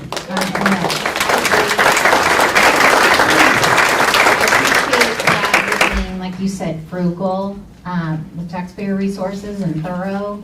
And just a quick question, where is CAD? CAD is based out of Wisconsin. Michael is also, it's in the Milwaukee area. Okay. Mm-hmm. Okay. Yep. So if you need to get up there and check on things, you can. Okay. We'll pay your mileage, right? We talked about this. Right, and if given the opportunity, I think I will do that. But I am very confident in Michael's skills as well, and knowing that he is so close to where the CAD offices are certainly has made me feel a lot better about it. This is great. We could be hanging the fuzzy dice by Christmas. I know, absolutely, right? My Julia, who you've heard about, she is very excited to get going on this. So we are elated to see that there's a light at the end of the tunnel. Thank you, Brad. Thank you. Okay. So can I have a motion to approve? So moved. Second. All in favor of approving this project, say aye. Aye. Opposed? Motion carried. Okay. Let's see. Website. Yeah. Okay. Edgar, do you want to comment on the project progress report? So I would like to say that I would like to take this opportunity to talk a little bit about the CRDC. The Crossroads Discovery Center is really starting to come together. Upstairs, we have a lot of great progress on the construction, and they are right now like poised to move forward with, this is where these two projects are coming together. So what you have the progress report on is the design of the exhibits, and we're starting to get artwork for that coming in, and it's tremendously exciting. The Crossroads Discovery Center is going to be an absolutely phenomenal resource for this community.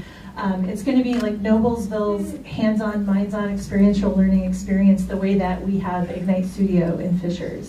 That really ties into Noblesville's identity as that authentic, the place with authentic history. You know, that's what Noblesville is. So again, the work that this group is doing is amazing. One of the things I'd like to point out is you may have noticed that the progression on the project went from 19% last month to 20% this month.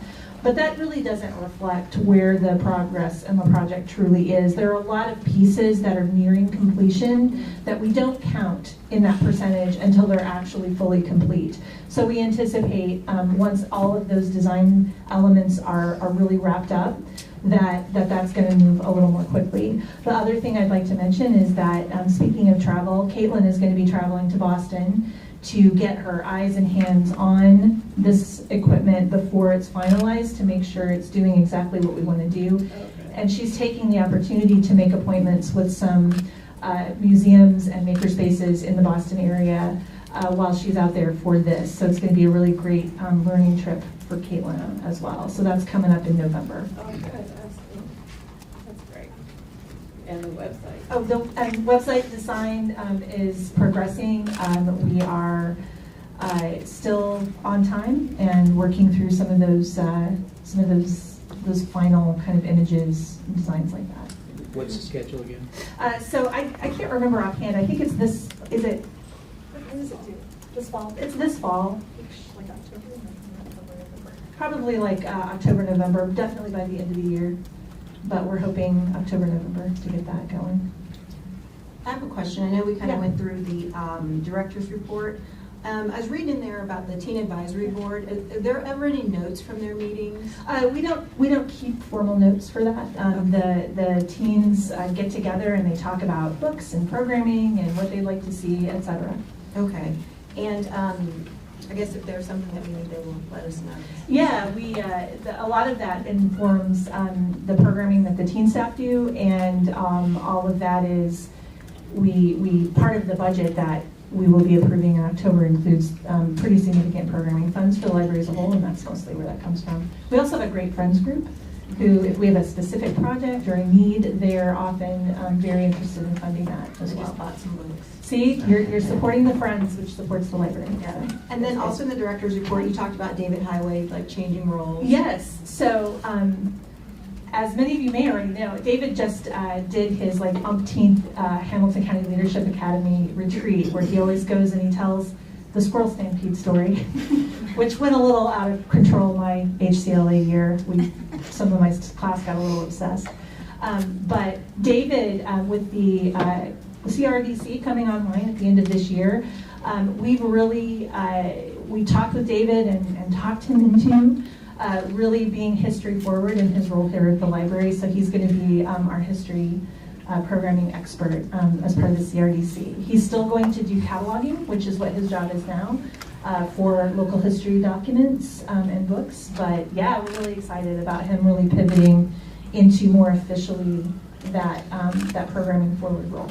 And if people don't know, David Highway is the county historian. So we are just very blessed to have him.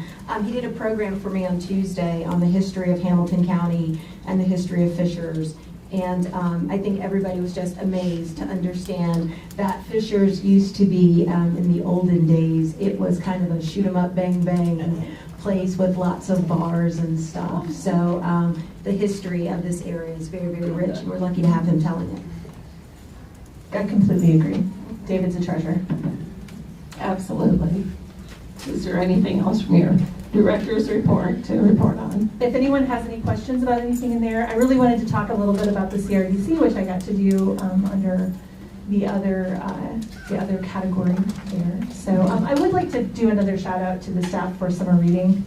Yes, because the numbers. they've really, they're very tired, and they have done just an absolutely wonderful job. Our staff as a whole has really worked very hard over the last several months on the variety of projects that we've had going on. So I'm very proud of them in general. I don't know if everybody here has access to the director's report, but I just wanted to go through some of the numbers from our summer reading for 2023.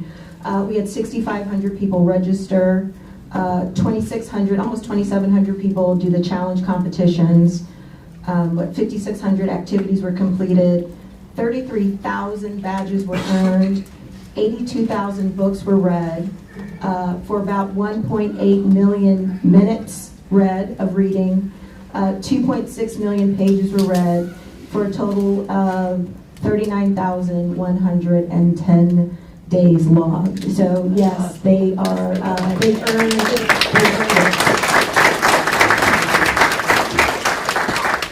That's excellent. Okay. So we're now ready for the comment portion of the meeting. We have provided handouts to remind everyone what is expected during this meeting. Please keep your comments respectful and do not address board members or legal team or staff individually. You are given time to speak to the entire board and will not disparage our board members, legal team or staff. This is a business meeting held in the public, and we expect your cooperation to proceed without unseemly behavior, or you may be asked to leave. We also want to include with that that the audience needs to remain silent and not talk among yourselves, because that's very distracting for people sitting around you. And we've had complaints afterward that people didn't appreciate the audience having conversations while people were trying to make comments. So if you need to have a conversation with someone, if you could just go out in the hall for that part. So we have over 40 people who have signed up. And with that in mind, I think we need to reduce the time on their speaking. Now, our policy says up to 3 minutes. I think we could consider 1 minute. That's pretty extreme. 2 minutes. 2 minutes. Okay, we'll do 2 minutes. And then also, if people have written comments, if they want to leave them with us, that's fine too. Okay.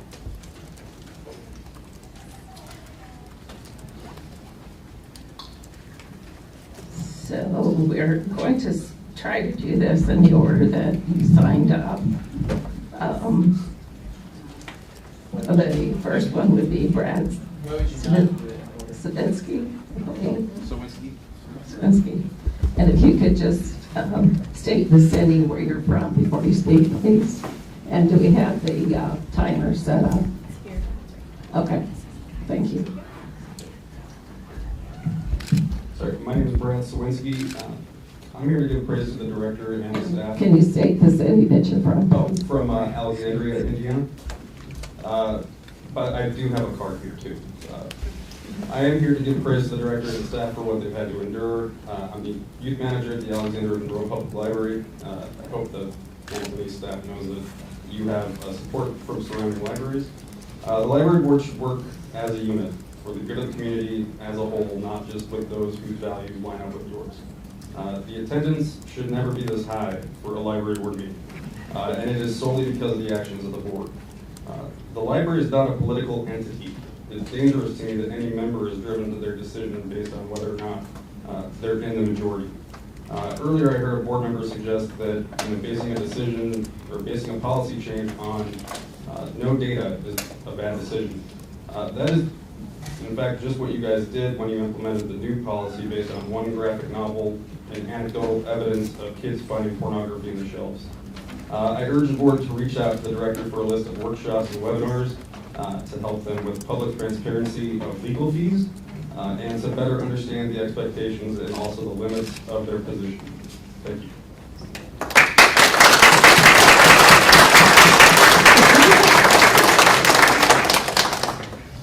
Okay, next is Mary Ann Krubik. Close. Okay. One second. Okay. If you just. Thank you for trying, though. Oh, if you just say where you're from, that would be great.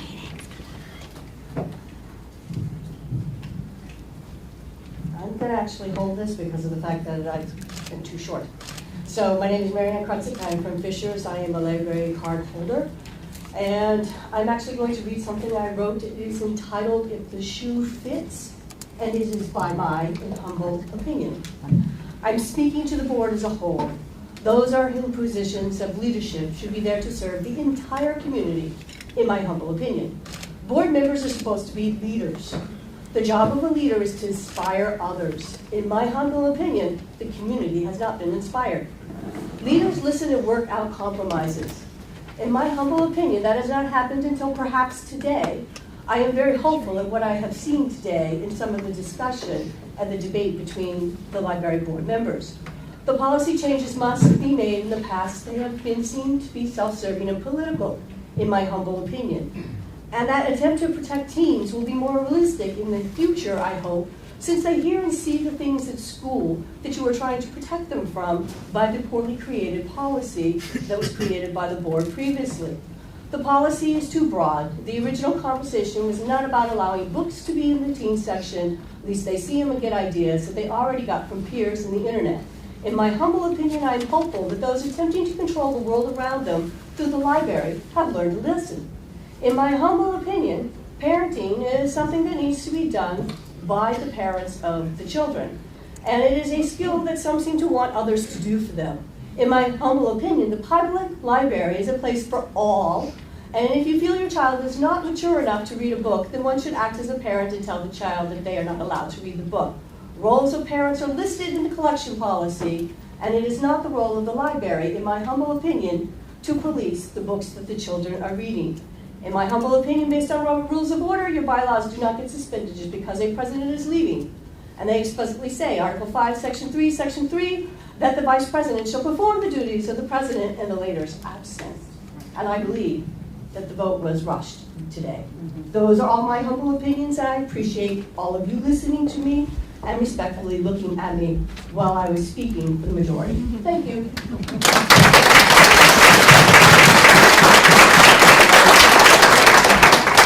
Crystal Taylor.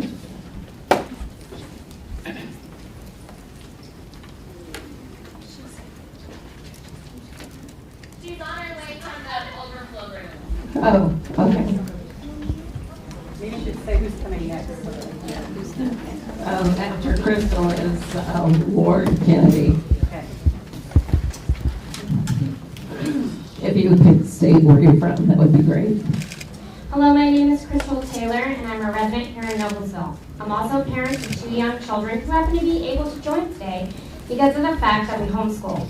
Me being a homeschooling parent shouldn't be the reason we're able to attend today, while so many children, teens, and their caregivers, and the public at large are unable to meet here due to the meeting time change, no matter how valid the reason.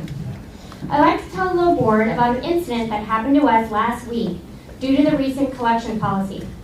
My kids and I went looking in the stacks for these books. It's Not the Stork, rated for ages 4 and up, and this book, It's So Amazing, rated for ages 7 and up. Due to the collections policy, this is also the book we found, housed on the exact same shelf in the general collection. It's called the Vagina Bible, which is clearly for adults. If you want to look it up, their call numbers are 612. Instead of my children finding the age-appropriate books in the children's section, they are now confronted by books like this. How is this protecting my children from explicit content? When by nature, they are the same topic, and due to the policy, need to be housed together. How is this protecting our youth? How is this keeping explicit material out of their hands? This is a clear-cut example with an easy distinction between which books is for children and which is for adults. As seen today, not all such books are going to be so clearly defined as this. Not all parents or caregivers are going to be able to distinguish a book, especially that of fiction, that is going to actually be age-appropriate for their child or teen due to this policy. Teens aren't going to be able to do so either and may end up reading books marketed for adults.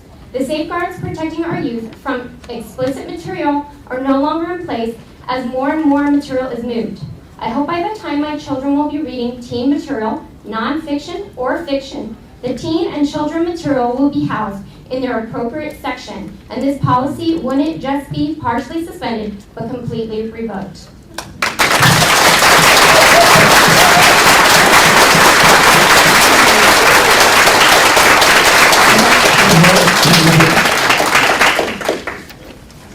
And afterward will be Nicole Ansel.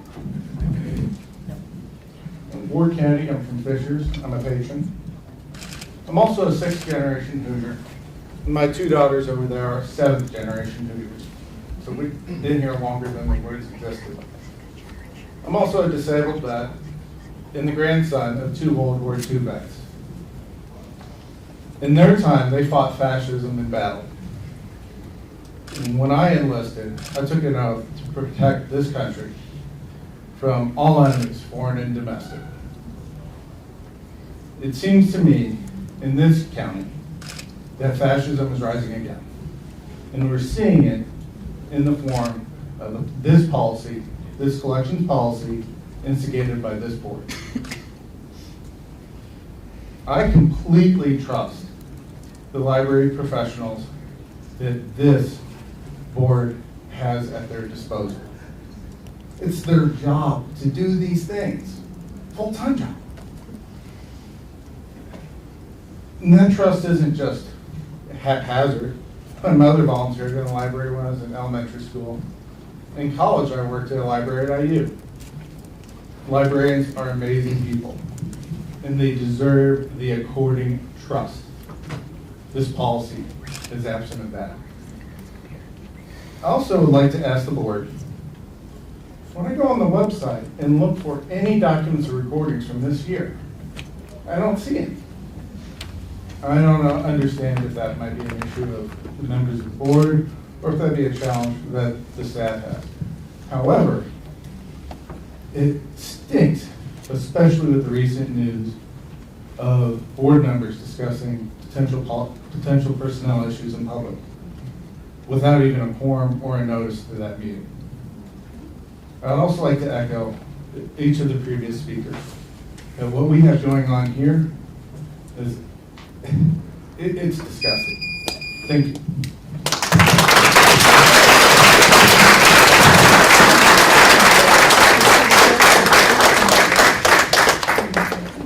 Edra, I have a question. Yes. Aren't the documents, the videos on the website? They are. They are, but Right. as Ray's pointed out, our website is difficult to navigate, especially if you're using a mobile device, they're hard to find. Yeah.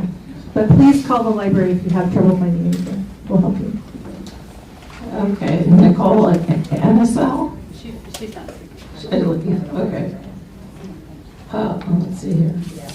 Daniel Lee, and then after him is Mary Jensen. Is Daniel Lee here? I'm here. I didn't want to speak. I checked the wrong box. Sorry. Okay. Mary Jensen, and then Michelle York.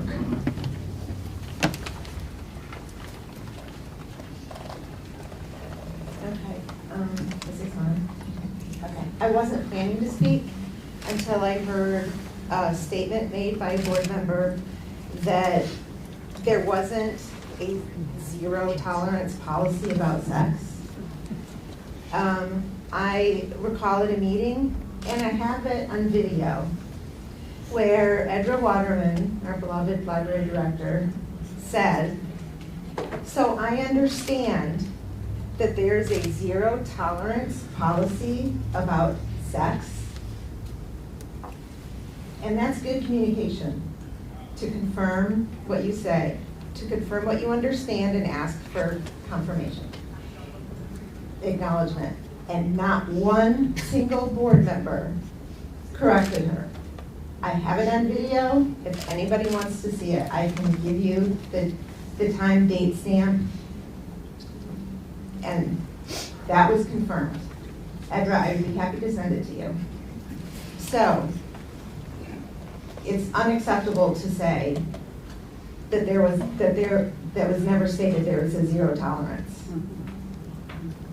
So it's unacceptable that the board members are not completely aware of the policy that was drafted, that 4 board members authored and that the attorney spoke into about repeated cuss words.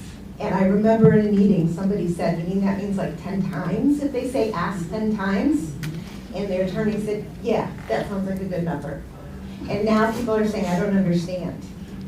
So scapegoating the director in public at a meeting has caused me to lose all trust in 4 members of the board, specifically the 2 that were at the meeting and the attorneys that were participating. One who happens to sit on a library board. Excuse me. I didn't address anybody by name. I would ask that you not disparage people on the board or. No, freedom of speech. I have the right to speak out about my concerns. You interrupted me, so I'm taking a few seconds back. I have a right to speak about my concerns. Thank you.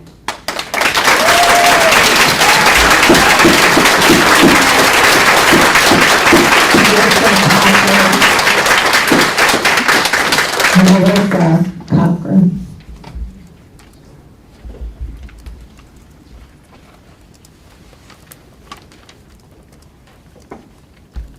Okay. Sorry, I'm tall. You know things are crazy. Can you please tell us what's Yeah, in I'm from Fishers. You know things are crazy when the introverts are talking. The current collection development policy, crafted and passed by a majority that currently sit on this board, is a bad policy. This isn't a revelation. For months, residents have been coming to meetings and saying so. The library director has tried to explain the difficulties implementing it. Some refuse to listen. Some continue to post on social media that anyone against moving these books was a sexual predator. And then, of course, the board got called out for moving The Fault in Our Stars. Here was a book that, while not every family member would choose to allow their teen to read it, reasonable people agree that it's age appropriate to be shelved in the young adult book section. Fishers was embarrassed on a national level. I guess that stung pretty bad, because some of you tried to throw the library staff under the bus. Some of the board tried to put the blame on people tasked with implementing a bad policy at the board's making. This was laughable to those of us in the community that have been following things here at the library, but especially so for anyone that watched or listened to debate the children's book, Why. I'm going to skip over a bunch because I'm running out of time, but all this is background to say all this is background to what I really want to say this afternoon, which is shame on you. Shame on you for not taking responsibility. Some of you have been really leaning into this, claiming you are protecting our children. Some of you are seeking elected office. What kind of a leader does not take responsibility for their own bad choices? What kind of leader tries to shift the blame to others? You've been handed power and responsibility. Serving on a board is a privilege. Act like it. And please take some time to reflect on whether you should really be serving in this capacity at all. Finally, to reiterate what many people have been saying for months, rescind the inherently bad collection development policy.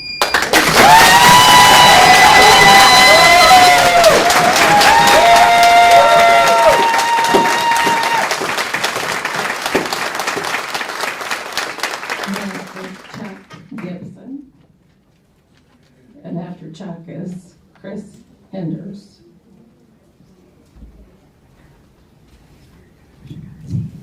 Hi, my name is Chuck Gibson, and I'm a resident of Fishers for about a year.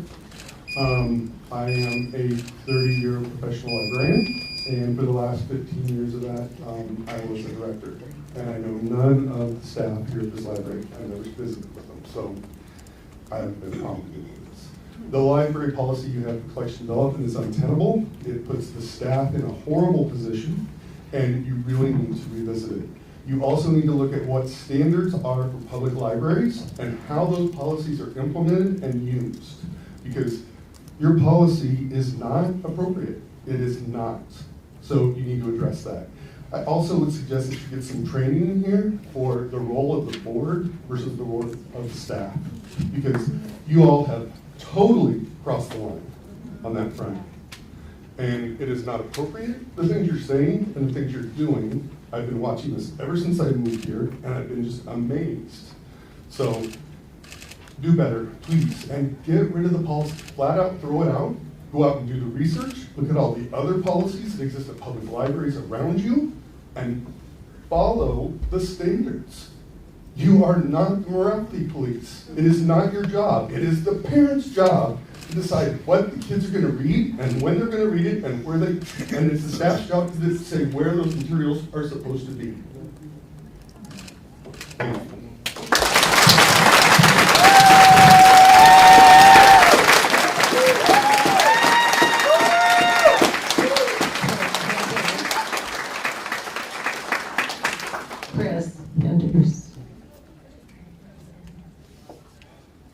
If you could tell us what city you're from. Sure. Hi, my name's Chris. I live in Fishers.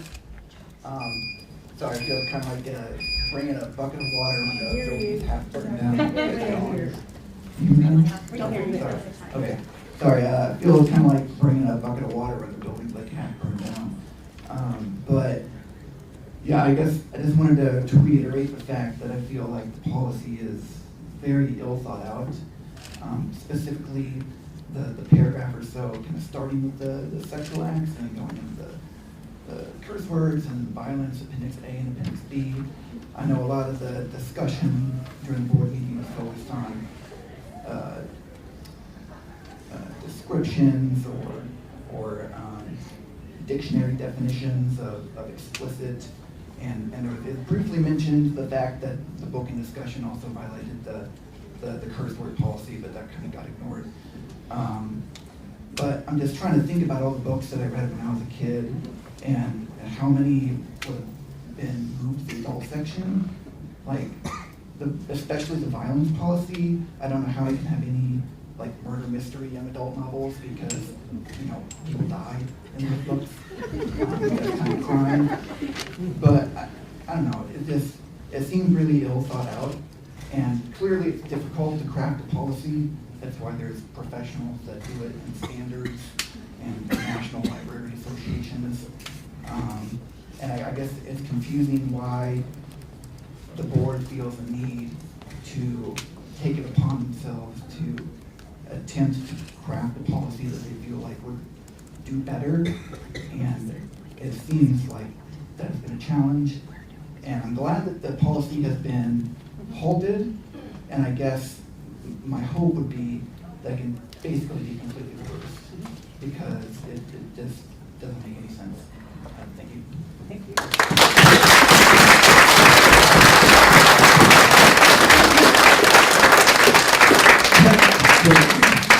Kirk Green.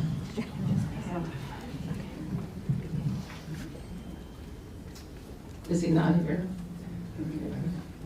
Tracy Richardson.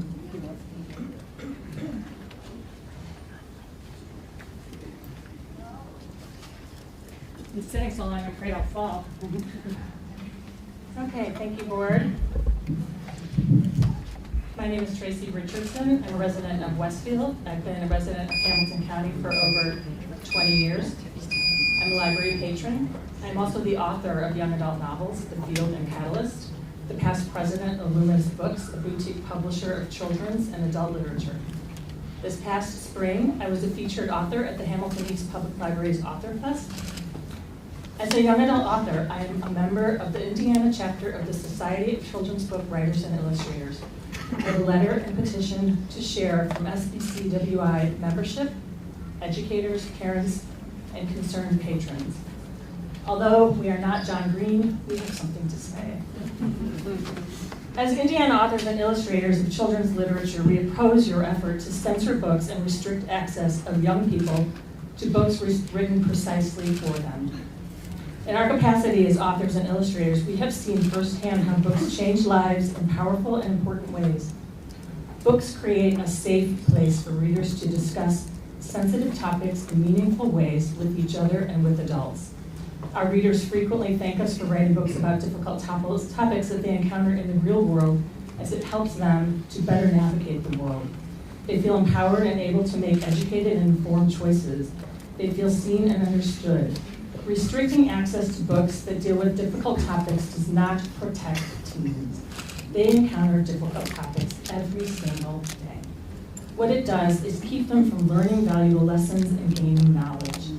Many of the books that have already been relocated, besides The Fault in Our Stars, which is just so on topic, thank you, John Green, to the adult section are multiple award winners and classics recognized by experts in children's literature, education, and library science.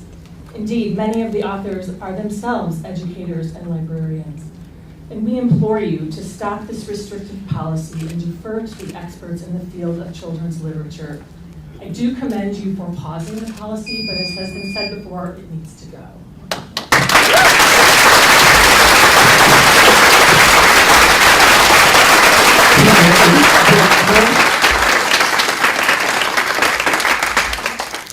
Terry Ditzler.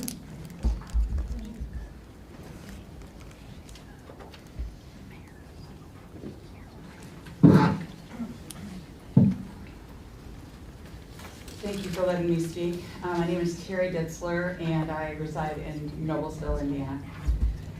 Merriam-Webster's dictionary defines the word groomer as one who prepares. Like a groomer takes care of dogs and horses, cleans them, perhaps gives them a haircut and a bath, and trims their nails and such. Such synonyms of grooming include schooling, preparing, educating, prepping, framing, tutoring, and so forth. Some more modern definitions that appear in places like the Urban Dictionary say grooming is something more insidious. It's a term that describes people who prepare children to be sexually exploited.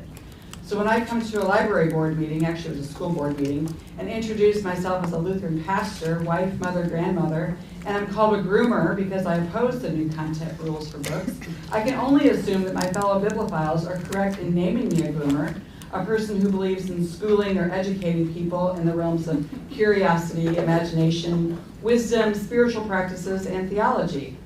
As a proponent of lifelong learning, an avid library patron, and one who believes in the liberty of reading, and an ardent professor of love wins, kindness matters, and the belief that all people are created in the image of God, I am shocked at the culture that has found energy around limiting access to books for children and teens who have to have a written parental permission to hold a library card in the first place.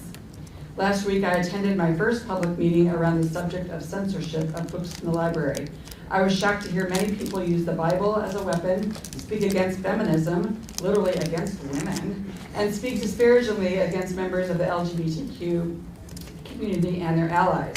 I believe Hamilton County is better than all of this, and I call on you to reverse your decision on the content censorship. Let librarians do their jobs. Let parents parent their own children.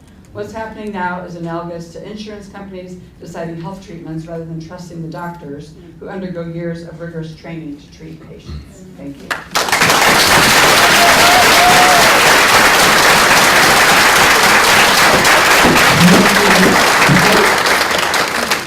Mickey Schmidt, I think is the last name. Okay. Nancy Coughlin.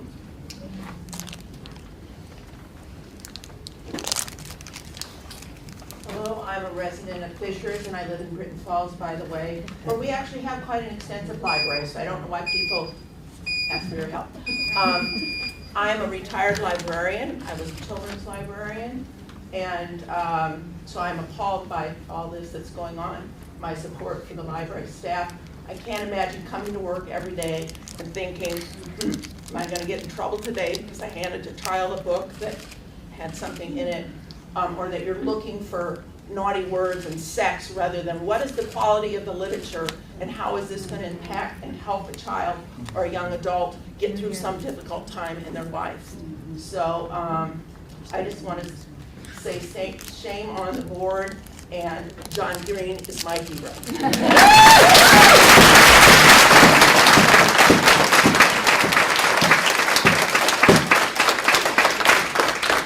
Mary Small. Is there Mary Small? I think it's Mark. Mark? Mark? Mark? Oh, then Mark. Okay, Mark. Is he not here? Okay. Did they check the other room?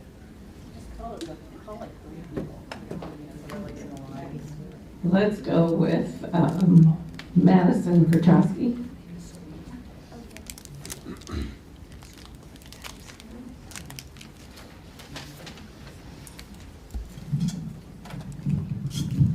Hi, my name is Madison Zadrowski. I am a resident of Fishers, and I brought a prop. This book is Speak by Lori Halls Anderson. It is also on the list of books that were moved along with The Fault in Our Stars. The conversation that was had earlier about The Fault in Our Stars, the nuances, the, word by word issue, guess what? Speak is the same thing. It has over 11 awards. It was written for teenagers. This is my copy from home that I bought when I was 14, which is the same age as the main character in the book. I'm 34 years old now. I've had this book for 20 years. So that tells you what kind of an impact it has on a 14-year-old. This was moved because it discusses rape. Is rape just inappropriate for children? Should be, but guess what? Children are raped by people. Children are murdered by people in their own schools. This book gives people the words to speak about their experiences. It gives them words to literally speak about what they are experiencing. It tells them that they're not alone. Taking books like this away from where teenagers can get a judgment, can get them judgment-free, get access to them, you are taking their voices. You are rendering them mute. And until this policy is reversed, I will not shut up.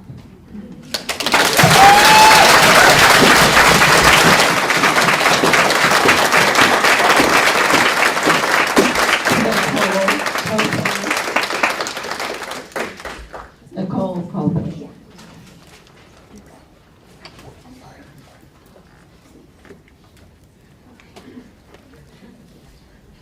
Oh, that works. Perfect. All right, I am Nikki. I am a mother and a resident of Fishers. Can't hear you. Oh, sorry. I'll try that better. Yeah? Okay. I'm glad I was still able to make this meeting, even though you moved it. It's the middle of my workday. I luckily have an employer who is understanding of what our world is like in Indiana. So while you reconsider the criteria of the policy, which I'm glad to hear that will happen, I would like you to, while you're thinking about sexually explicit content and its ability to groom or confuse, I'd ask you to also consider removing literature involving heteronormative Christian lifestyles, because that will undoubtedly groom my child into becoming a Christian nationalist insurgent. I'm going to provide an answer later. I'm sure I'll wait for it. Similarly, do you believe kids and teens are learning about sex and violence from the young adult shelves at your public library? If so, I have a bridge to sell you. In closing, I would humbly and kindly ask that when it comes to providing children like mine the opportunity to browse freely, to respectfully, please kiss my A word.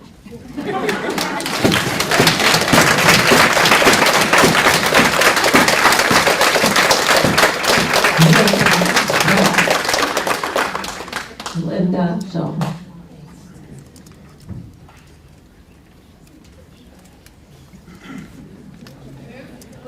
Linda Shaw. I didn't sign up to speak. I'd be glad to say I disagree with what you've done.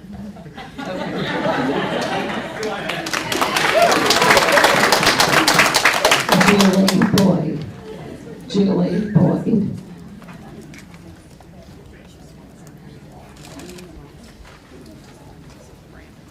Hi, my name is Julie Boyd, and I live in Noblesville. Lived in Fishers for 27 years, so I love this community. And a couple things I want to say. You guys need a new sound system, because this thing is terrible. We can't hear in the back. And it'd be good if you could update that so we can hear what's going on. And I also want to thank all of you on the board and all of you that work on the library staff, because I know this is not a fun job. I would not want to be in your position at all, so thank you for all that you do. I came up here not to discuss or debate this policy, but there seems to be some confusion over what it means to be explicit. Not all of the books that have been moved are like Fault in Our Stars. In fact, my son and I have started reviewing these books and finding information in here that is very explicit in case you don't understand what that means. All of these books have explicit material. And I'd just like to read you a section. Doesn't say vagina, does not say a penis or a dick or anything like that, but I would consider this very explicit. He pulls my underwear down, kisses me there, licking me there, and my breathing gets fainter and fainter, and his mouth explores that part of me. But finally, pulling, let me give you a little context. This is an older man who is molesting a young woman who voluntarily does it because she wants to keep her job. Not to say that it's good, I'm not agreeing with that, but this is what's going on. It's terrible, and this should never happen. But nobody should have to read this. I don't want my kids reading this. They don't have to read it. Don't let Please kids let her read it. continue. I don't have to do anything. He's on his knees. He takes my nakedness. I see his wants is in response to it, a demand. My stomach flutters. He rises and slowly guides me on the desk. He faces me in front of it and stands behind me. He pushes my hair, kisses it, and then pushes himself against me until I'm flush against the desk.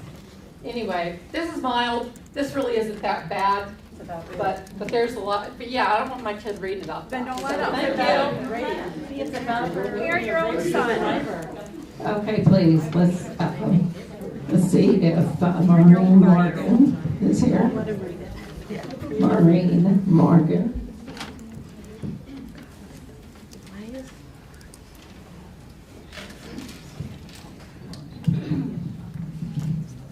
Hi, my name is Maureen Morgan. I'm from Carmel. I have 5 points to make just quickly, some of them regarding some of the things that have been said today. Number one, it's been referred to as political. This is nothing political. Protecting children is not political. It's common sense. Why do we need to see different drawings that was presented up here?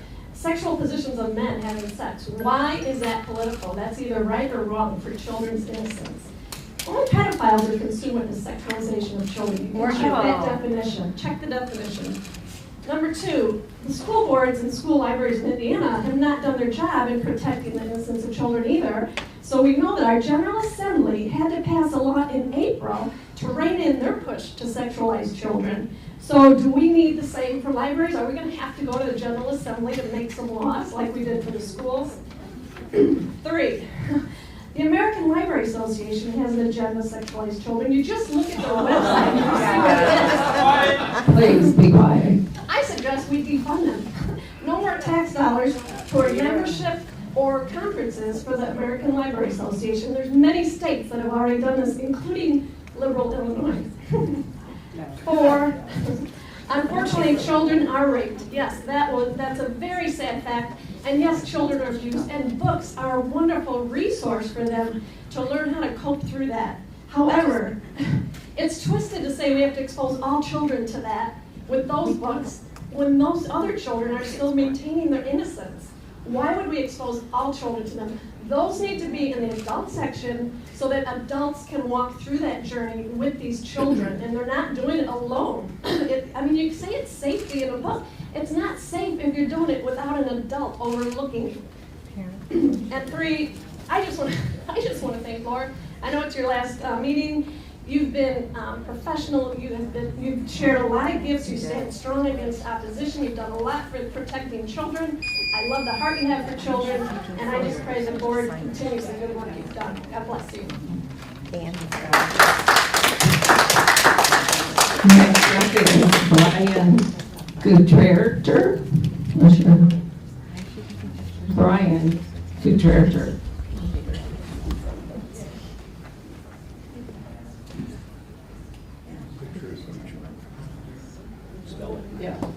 Gutreutер.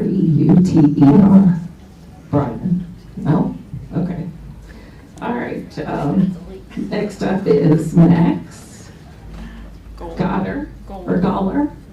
yeah. Go. Okay, thank you. Now you know where my name, so Max Kohler. I am also from Fishers. Okay. So I didn't want anybody to think that I was an outsider trying to get in here. So I also brought a prop. So I just stumbled on this. It was incredible. So I got this from our library. And I wanted to point out some of the things that are in this. So this is Bacchus Volume 1. I was reading pages 283 to 290 and came across the graphic, excuse the pun, it is a graphic novel, depictions of nudity, sex, violence. My understanding from the last board meeting conducted July 27th, Adam Crouch similarly challenged the book, the Bible, due to numerous similar references that make it eligible to be moved out of the children and teen sections. These pages in Bacchus recount the story of a Greek god of the sky, Uranus, who, according to Hesiod, one of the early Greek poets, often called the father of Greek didactic poetry, was the son of the husband of Gaia, with whom he fathered the first generation of Titans. I think even without the literal graphic representation in this story, we can agree that it meets the board's review criteria, given the content just within these pages contains nudity, substance abuse. The book's title itself is a reference to the Greek god of winemaking, profanity, depictions of violence and sexual activity, incest no less. Since the story depicted in these pages of Bacchus is also mythology, once treated as a religious belief by the Greeks, it deserves no religious exemptions. Furthermore, I don't believe we should be swayed from doing the right thing just because of the source's story, placing it in high-standing literary community. Finally, as a retired English teacher in the Hamilton Southeastern District and a 20-year military veteran, I trust that everyone here can recognize the incredible sarcasm explicitly intended in this challenge. This book and the book that you pointed to earlier absolutely should stay in the teen section. Should be no exemptions. I was a parent. I helped my children get through school, and I think we can do that.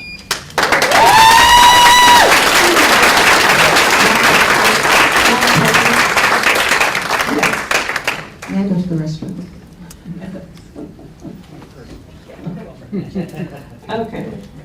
Next up is June Heaton, 15. June? It's Jane. Jane, okay. And she's in the other room. Call the next couple people. Can somebody see if she's still there? Yeah. Holly Beaver Nope. is next. No? Okay.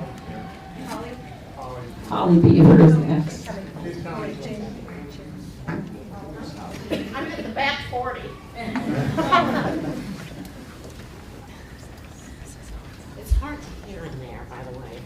I just need the I'm Holly Beaver. I've lived in Noblesville for over 45 years. And I don't have as many degrees as some of you do. I did my undergraduate work at Purdue and my Master's of Library Science at IU. I've worked in libraries for almost 25 years. And I thought I would approach this differently. I just want to give you a little insight, tip of the iceberg, especially for a few of you, on how professional librarians select materials. I set up the library at Lawrence North High School years ago when they built that. And then in Carmel, when they built Prairie Trace Elementary, I was the first librarian there. So I handpicked every item for those libraries. So I have a little background in library selection of materials. I used to spend hours reading book lists, library journal, Publishers Weekly, Purpose Reviews. We'd go to conferences and we would look at as many books as we could get our hands on. We study circulation statistics. For instance, how many holds are put on certain titles. And then you have your public recommendations. Materials need to be offered to meet the public demand and the general interest of the community. And then once you've done that, The materials have to be easily accessible and placed by professionals for each age group that the public librarians serve. The collection should reflect diversity of ideas and authors in each section of the library, not just the adult section. Thank you.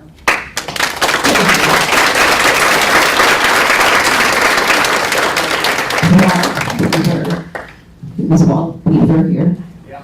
Okay. Yeah, she's apologizing for me in advance.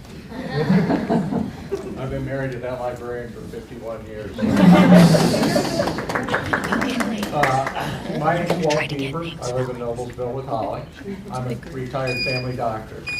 I practiced in Noblesville for 41 years. I had over 1,000 pediatric patients during that time. I'm going to talk a little bit about biology, give you some statistics. 1 in 700 children have Down syndrome. 1% are autistic. 4% are redheads, and Indiana is number 4 in the country for the number of redheads. 40% have some degree of male pattern baldness, 20% worse than others. The Kinsey Institute at IU did a study in 1950 that was world renowned. Their statistics, 2% of the population were homosexual, 7% were bisexual. They repeated in 2000, same results. National Institutes of Mental Health recently did a study, 200,000 people, 2%, 7%, same statistics. We can do MRI studies on the brain. You'll be surprised that male and female brains are different. They're anatomically different. That's a good thing. If a male has a female brain, they're going to be attracted to another male. They can't help that, it's biology. The NIMH, National Institute of Mental Health, 12% of people in this 7.6% had had suicidal thoughts in the past year. 5% had made a plan, 2% of males and 3% of females had an attempt. Noblesville and Fishers have 32,000 students in the school system. You do the math, that's 640 who are homosexual and are attracted to somebody in their own gender.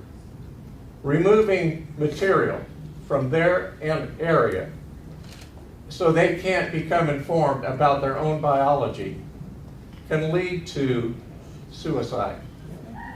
The 4 of you with this policy are going to be responsible for the death of a child in this community.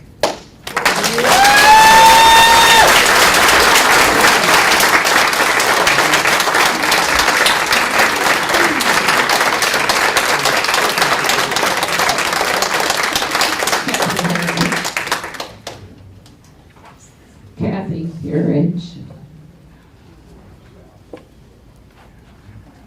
Now I know I'm one of the 4%, so that was very interesting.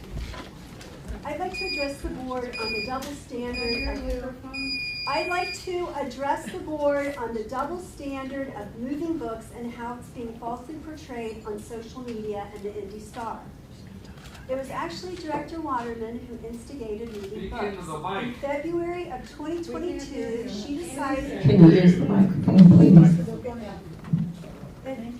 In February 2022, she decided on her own to move the entire collection of high school and middle school nonfiction books out of the teen zone. Instead of only relocating the most patron-challenged sexually perverse books, she broadly removed all 1,000 nonfiction books. When asked the reason behind this move, she stated it was due to the size of the collection and that other libraries followed this policy.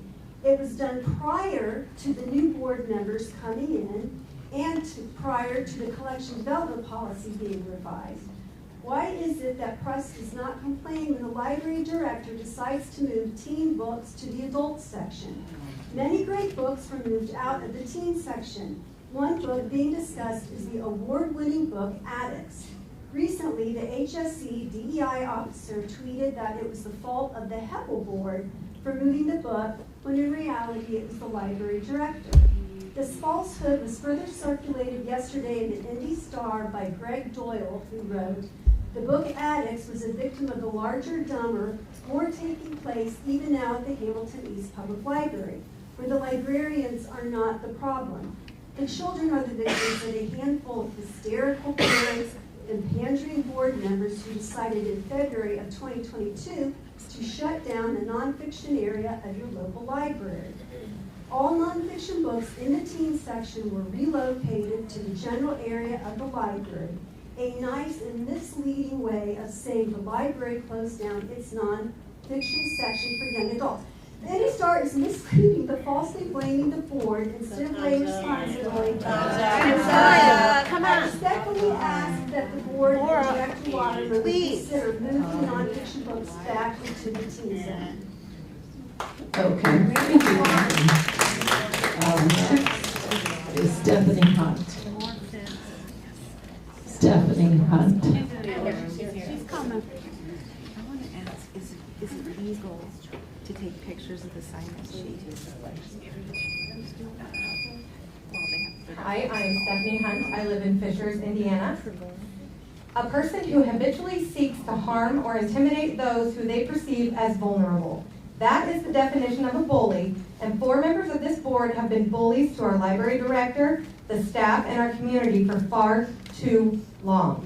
I believe this community and our fearless library leader and staff are putting a stop to all of it now. This community will not back down. We will not allow a small number of people to control us, our parenting decisions, or our religious beliefs, or humiliate us for not following their same beliefs. We will not be shamed by or fall for scripted, made-up statements generated to create fear and division over a questionable, poorly created policy by this board. We are far too intelligent and invested in our library, schools, and city to allow a group of people to spread so much hate it destroys all the good our city has to offer, or loving people who call Fishers and Noblesville home. You do not have to understand why somebody lives or loves the way they do in order to be kind. Your opinion does not matter, and your religious words or Bible do not explain away your hate. And frankly, I will say I told you so when our community does not fall apart or fall in line with these extremist ideologies being forced through. Secret meetings to plot revenge moves will not go by without intense and warranted reaction from your community, because maybe you aren't aware, but your actions have consequences. One thing I have learned about this community is that love will win. Love of books will save our library. Love of humans will save lives. Love for our schools, our teachers, and our students will be enough to outweigh the ugly. Love wins every time.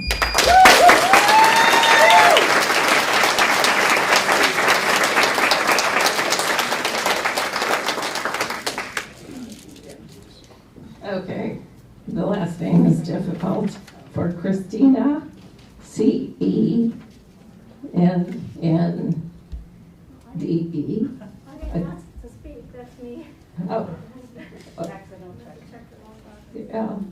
Yeah, okay. Susie Abshire.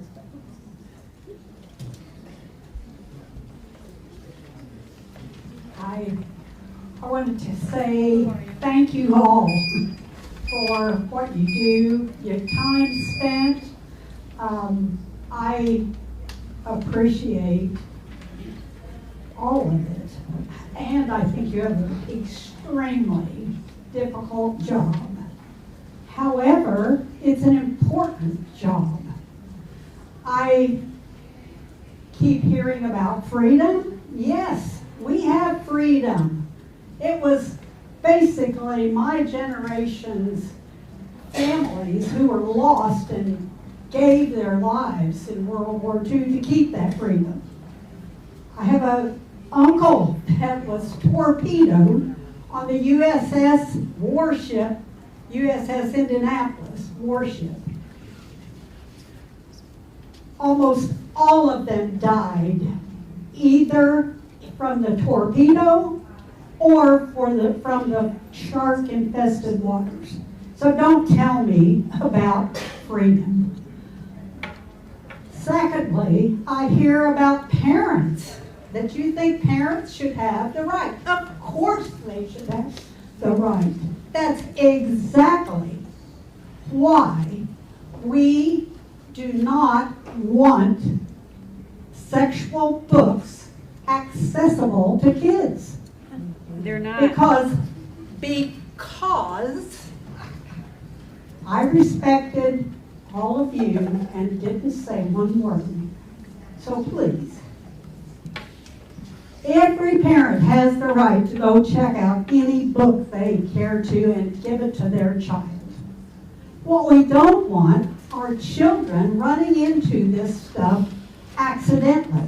Yes, they can get it on the internet, but why would we want our tax dollars providing it to kids that don't want it? Thank you. Thank you. Naomi.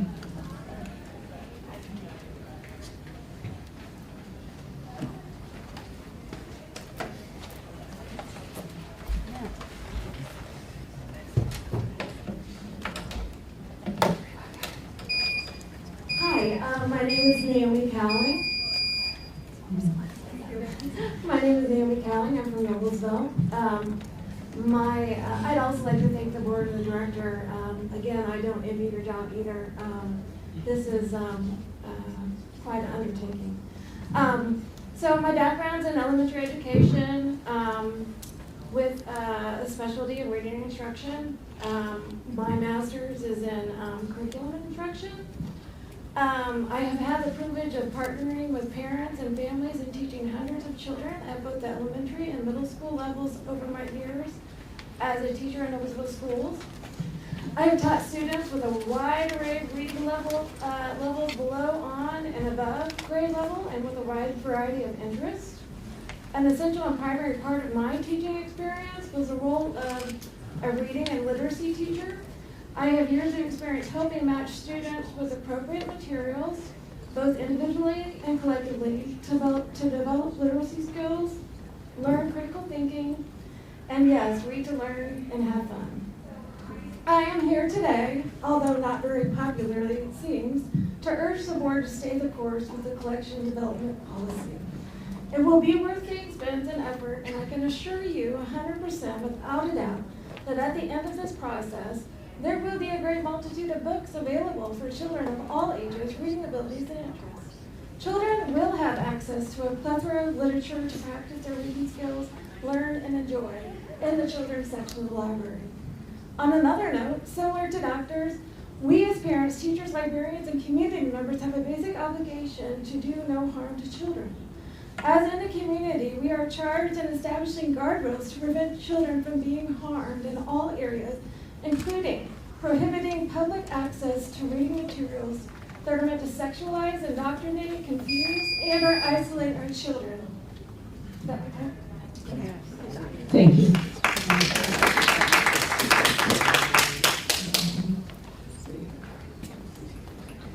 Kelsey Talbot. Kelsey. Okay.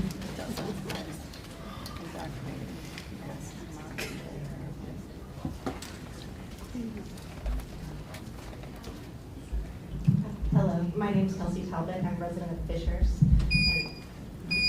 and a regular attendee of Fishers. You might want to just pick it up. People really can't hear in the back. Is that better? Yes. So my name is Kelsey Talbot. I'm a resident of Fishers, and I would like to thank you for listening to everyone. And it sounds like you started an actual dialogue finally about what actually is a good criteria, not just this overall broad, very broad, unhelpful messaging.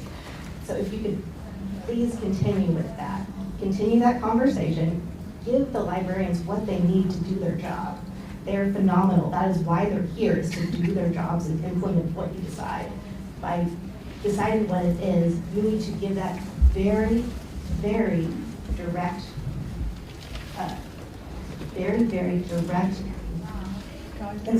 Thank you. Guidelines and instructions. You can't do something overarching and then go back on it later and say that it was their fault by you not giving them what they needed.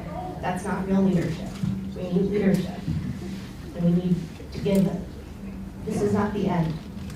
The Fault in Our Stars is not the end of this. It is the beginning of this. It is very light compared to some things. And even other John Green's other books. Looking for Alaska, there is a, by your definition, a very explicit sex scene that I do not want to hear you read out that, please. And so if you can get through that, the context, I think, is incredibly important in every book.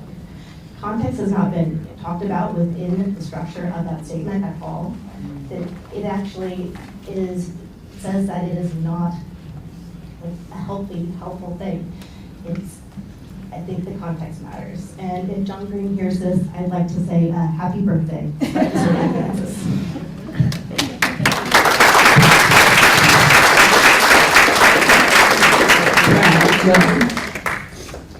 Brad Jones. He was here. He's in the overflow room. Overflow room.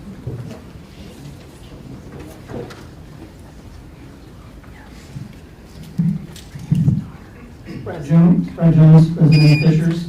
Wanted to cover a lot of random things all together, mainly just trying to clarify things. One of the things you said is we need to come together, we need to open a dialogue.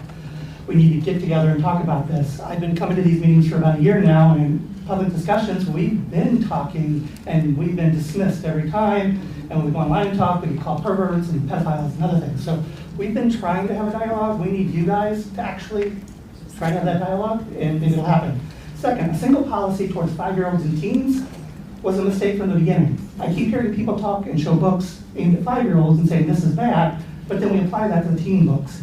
It's never going to work. We're going to end up with problems because teens and 5-year-olds are different. You can't have one policy that works. Additionally, you don't protect kids from adult content by sending them to the adult section of a library to find It's not us arguing porn in the kids section, which many of you are pushing online. We're not saying put porn books in the kids section. But yet, that's what the topic keeps coming back to. It's not about porn in the kids section or just that. It's about keeping our kids protected. That means don't send them to the adult section. It also means that books like Why, if your issue is porn, should never have been talked about. It's not just about porn, and that needs to be broadcast more because it's a much bigger topic than that. That's a sliver of it. It is about violence and other things. Captain America, the Avengers, were they mistakes? Were they not? They were violent. They shouldn't have been. They should have been moved. In fact, The Fault of the Star, TFSI, that book, it's amazing. The author said it should be moved. It violates the policy. Nobody on the side of saying there's a problem is saying that book should be put back. We're saying the policy has a problem. Yet you guys just argued about putting that book back. The author even agrees it should have been moved based on your policy. I mean, I am so confused by what you guys are doing because you're violating your own policy right and left. And I mean, I feel sorry for that. Staff who had Amber Davis. Amber.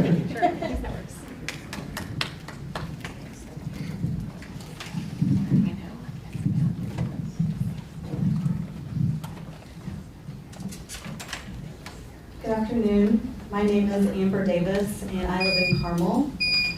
But I've lived here in Hamilton County for almost 10 years with my husband and 2 daughters. We moved here for the amazing public schools, and my children and I have also patronized the Hamilton East Public Library. I've been following the situation for a while, and the updated policy that the board put into place causing thousands of young adult books to be reviewed, and many of those moved to the adult section, a process that is estimated to be cost as much as $300,000. As a community, we have voiced our concerns against the collection development policy, but after finding out his book, The Fault in Our Stars, was moved from the young adult section to the adult section, author John Green spoke out, calling the situation a crisis and an embarrassment, and putting Hamilton County in the national spotlight. Instead of accepting responsibility and changing the library's policy after the public backlash, the library board president blamed library staff and library director, Edra Waterman, for making an error in implementing the collection development policy. And I want to read a portion of your collection development policy that describes what is considered age-appropriate material in the juvenile, youth, middle school, and high school sections. Quote, age appropriateness considerations include nudity, alcohol and drug use, repeated use of profanity, depictions or incitement to violence, and sexual content. The Fault in Our Stars is an amazing young adult piece of literature, but it does not meet the age-appropriate qualifications outlined in your collection development policy. It has repeated use of what the policy considers profanity, specifically several instances of, quote, grossly offensive terms outlined in Appendix A, as well as sexual content. Therefore, it is the policy that needs to be reversed, not just one book moved back to the young adult section.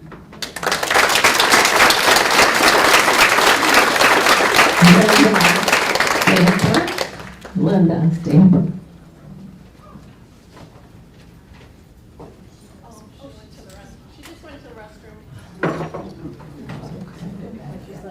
Joyce Needler. Joyce Needler.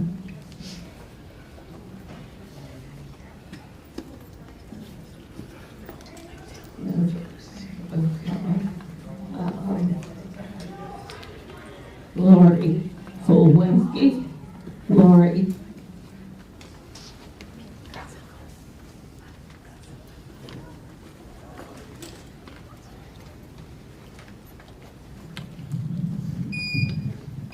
See if I can turn it towards me.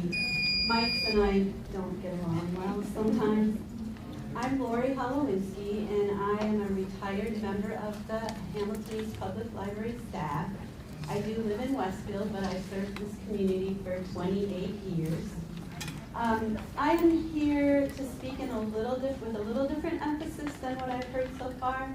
I had been alarmed by the media coverage in thinking there was some questioning going on of Edra Waterman's leadership of our library. So I have some points I wanted to bring up as to why Edra is an effective and successful leader of Hamilton East Public Library. My first point is that Edra is a visionary and innovative leader, yet she grounds that with data-driven decision-making and community input. I have examples of each of these things, but I won't go through them because I know that everyone's been listening for a very long time. Also, Edra is an active and involved librarian in professional organizations, and she encourages her staff to engage in learning opportunities and professional growth. This results in a knowledgeable and connected staff, and they know the work that they need to do. Edra has budgetary acumen. She understands the budget process for public libraries in Indiana. She has led us through the bonding process. This budgetary acumen allows us to have the money we need to do the work we do, and to have funding consistently, and to be able to look to the future to have safe buildings for our community to be in. So I think that is a very, very important thing that not all library directors have, so it's very important. Edra is an empathetic human being who is able to see things from multiple perspectives. And I'll just move on, I have two more things. Edra has extensive frontline experience in collection development and direct public service prior to becoming a director. She is not an ivory tower director. She has frontline. Thank you for your comments. Appreciate it. And thank you everyone for listening to me.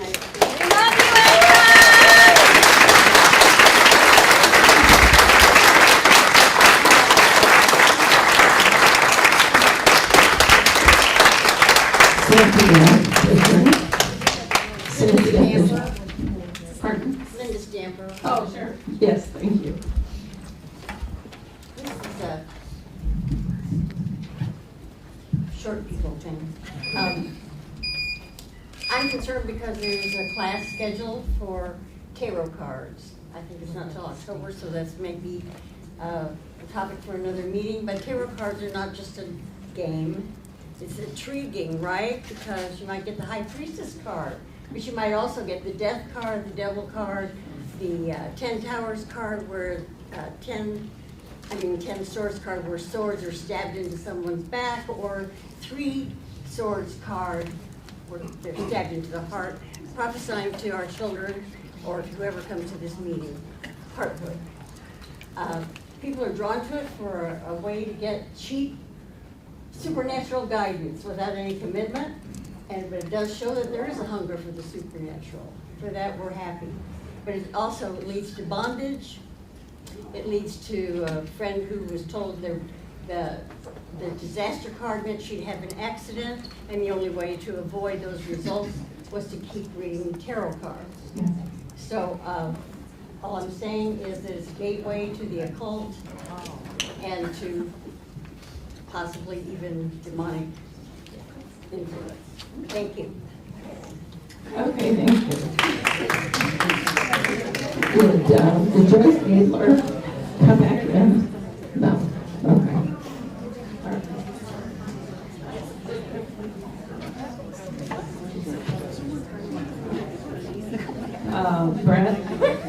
Brett Hansen. Brett Hansen.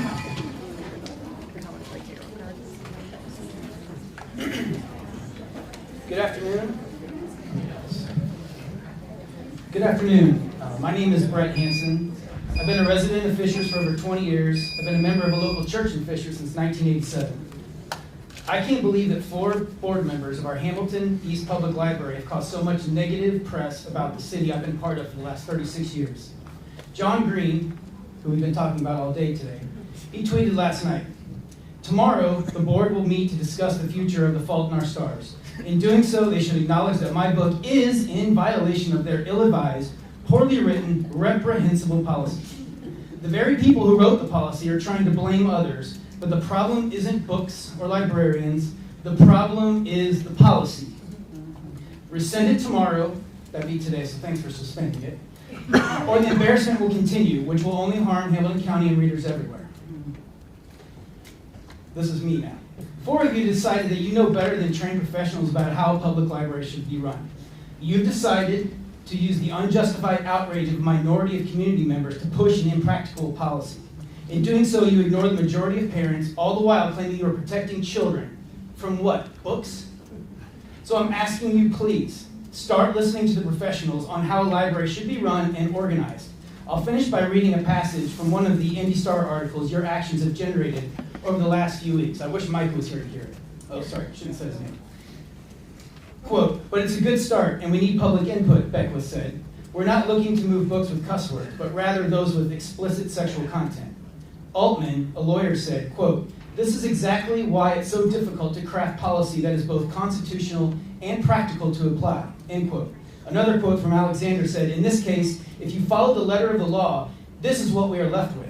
This is why we have librarians." I'll finish with this. That final quote was from a person that voted to appoint one of you.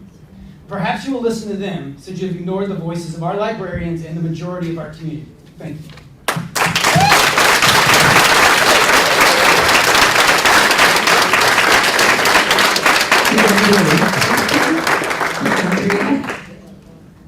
Andrea Compton.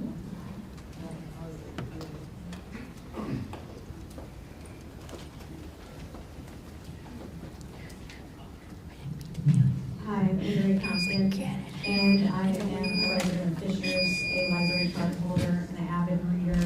I did have something written out, but all the points that I was going to make have already been said better than I could have said them. But I have 2 aunts who, my dear aunts, are librarians, and they both tweeted me and said, "What is going on in Hamilton County, and what a terrible representation." They don't even live in this state. They live in Ohio and Georgia. And And I sent something back that I've been following this, and I am applauding Dr. Beaver for coming up here and saying what I was concerned about as well, because young adults, authors, write books for young adults. And young adults are going through adolescence, and they are feeling tumultuous emotions, and they need to know that they are not alone. And if we can move them, which I don't understand, to an adult section, I don't get that at all, to send them to a section where then they aren't around things that are written for them. The whole policy is just confusing to me, and actually, you know, this whole board meeting was very informative to me to see that you can't even know how to amplify your own policy because it's just not well written and it's not well thought out. I'm a mom. I'm a parent. I am a Christian, and I just don't feel that someone else should say where these books should be with that type of policy, because it's just very confusing, and I feel bad for the library staff, and I give them my support. And I know you have a hard job, and I'm not blaming anyone particularly, but I do think this should be rethought out. I'm glad that it was rescinded for now, but I think the policy needs to be removed.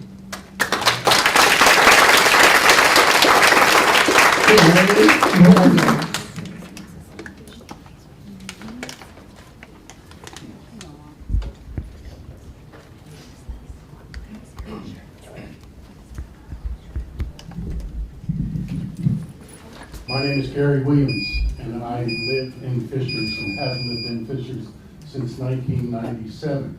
As you can see, I have John Green's shirt on. I have a daughter. When I started having children, I signed up for certain responsibilities on their growth. If you could see the face of my daughter when she explained to me that this was her favorite book, you would run out and get it and read it. You say that you're protecting children. You're not. You're stroking your own egos with your power. I'd like to read something now. This is a quote from a Supreme Court Justice, Stewart. I shall not today attempt to further define the kinds of materials I understand to be embraced within the shorthand description, hardcore pornography. And perhaps I could never succeed in intelligibly doing so. But I know it when I see it. Now, I am not one for exposing children to any more pornography than they can get on their phone or their computer or anything else. But I implore you taking that book away from another little girl like my daughter who got so much out of it. And when I saw her face and she explained it to me, I went and read the book. And I was not offended in the slightest. If it's hardcore pornography, sure. I don't know why it's in the library in the first place. But other than that, let the readers decide and the parents decide what should be read. If you want to put out a list of books you think are offensive to sensitive people, do that. But leave the damn books where they are.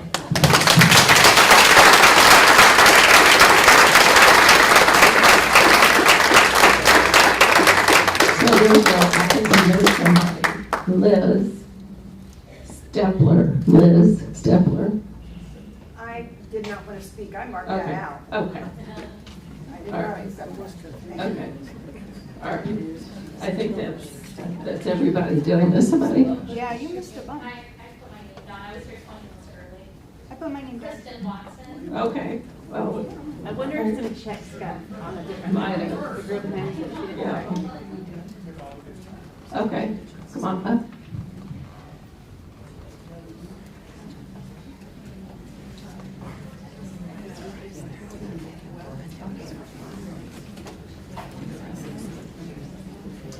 Can you say your name again? Of course. It's Kristen Watson, and I live in Fishers, here in town. So first I want to thank the library staff and the director for always welcoming my children and I to the library, making it a safe place for us to come, and everything that you guys do.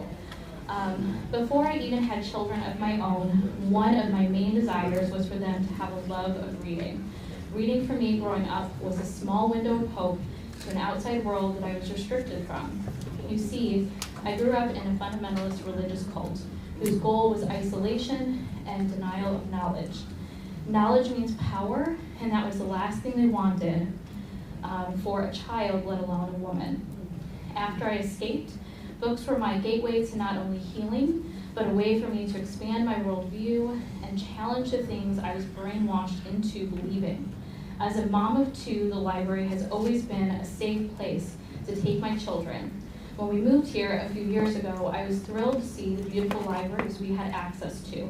I also loved that there was a teen zone where my son would have his own safe haven to learn, explore, dream, and yes, challenge his own or even my worldviews. To move books that are meant for young adults to the adult section does not protect our children. You are simply creating a barrier for our next generation to have a safe haven to learn and explore for themselves. Shame on those in our community using buzzwords such as porn and grooming to scare unknowing citizens into believing this is actually happening in our libraries. Do not turn our beloved library into a reflection of the cult that I grew up in, where knowledge is restricted and a place that reflects a narrow point of view instead of the big, beautiful world our kids deserve to have access to. So I ask the board to remove the collection policy and bring back our kids' safe haven.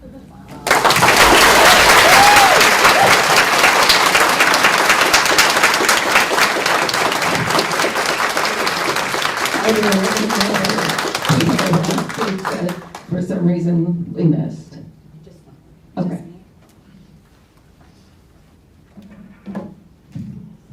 Hi, my name is Cindy Holliday. I live in Fishers. I wanted to tell you a story. I emailed the board, but I received no response. I have an 11-year-old, the people that you're trying to protect from the porn. And we went to the library because the teacher assigned her, she had to read a nonfiction book, any nonfiction book. I want to tell you, all of the nonfiction books had been moved to the adult section. So as we went through every single book, and my 11-year-old does not want to read adult books, we found none. A librarian came and helped us, and I want you to know because of your policy, we walked away with no book that day. I want you to know also that I emailed the board about this, and I received absolutely no response. And then I looked at the last board meeting, and I saw how you've been moving them into the middle of the workday. So I had to take off work today to be here to say this, and you did it the last time. And I saw how someone was arrested for exercising their First Amendment rights, and that could close down public comment after that. I'm someone who is trained as a public servant, and I served the state of Indiana for 5 years, and I had to have meetings like this. Actually, not like this. We actually had to interact with the public. We had real public meetings. We had to back our cars in so we could get out fast. Those are the kind of meetings that we had. And I was upset, and I felt like the board wasn't listening, and I felt like we had been getting nowhere because I had been going to these meetings since 2001. So I did something that I guess was radical. I tagged John Green on Twitter. And I told him that you had moved all of our YA books, and his books were included because I had read your public list of the books that had been moved. And I had no idea that it would open the conversation like this, but I had nothing else that I could do that was within my power. And so what I'm saying to you, and this is a terrible policy, obviously, and I'm someone who's trained in public policy, so I would know. But what I'm saying to you is you really need to be introspective about how the public feels about you, the confidence that the public has in you, and how much money you are spending. This is taxpayer dollars. You're spending over $300,000 on the policy, and how much are you spending in legal fees to support this policy?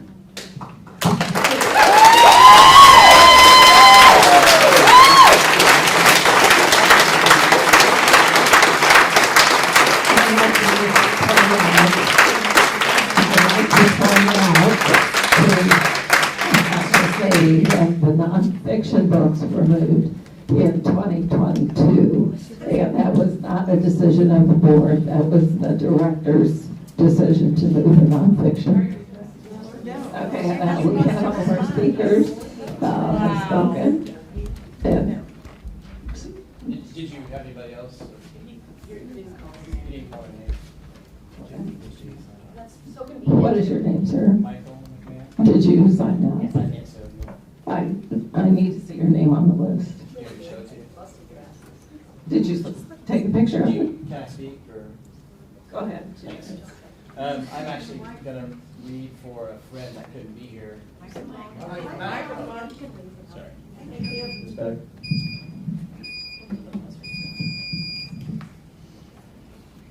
I was going to speak myself, but I'm reading for someone that couldn't be here. These are their words.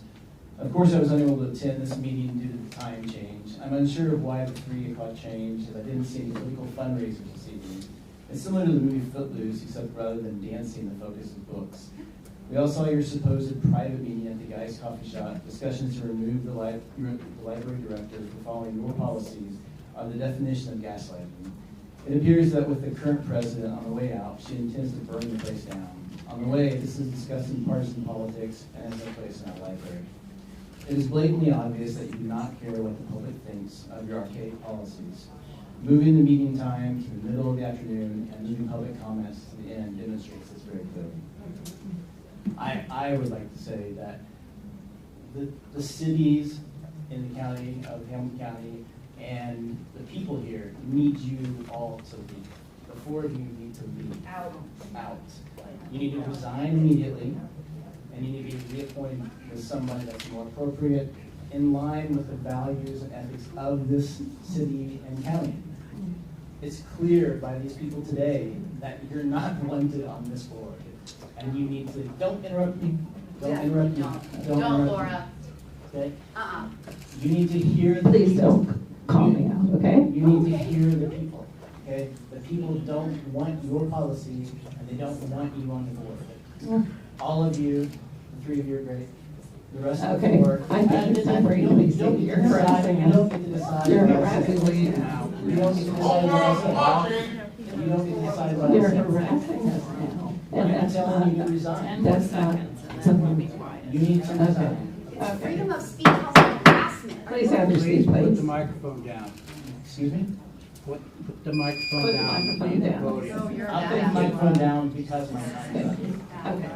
So next, a motion to adjourn. So moved. I'd like to make comments before. May I make a few comments? Okay. Thank you. Laura, I want to thank you for your leadership on the board. Thank you so much.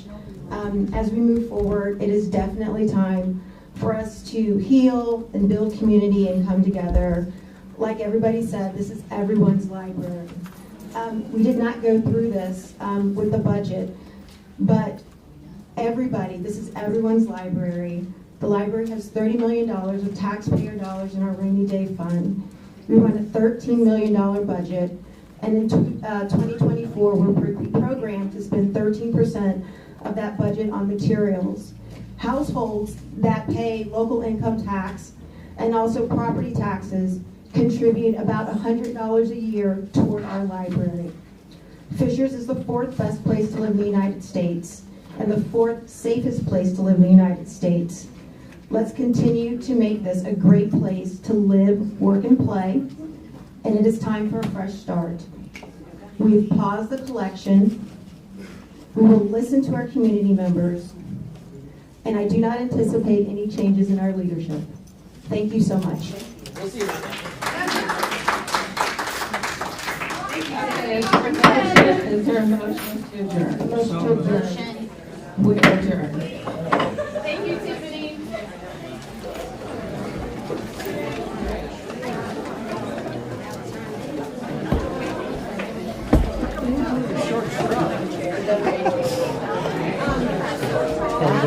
Pretty good warrant. You have to go a short straw.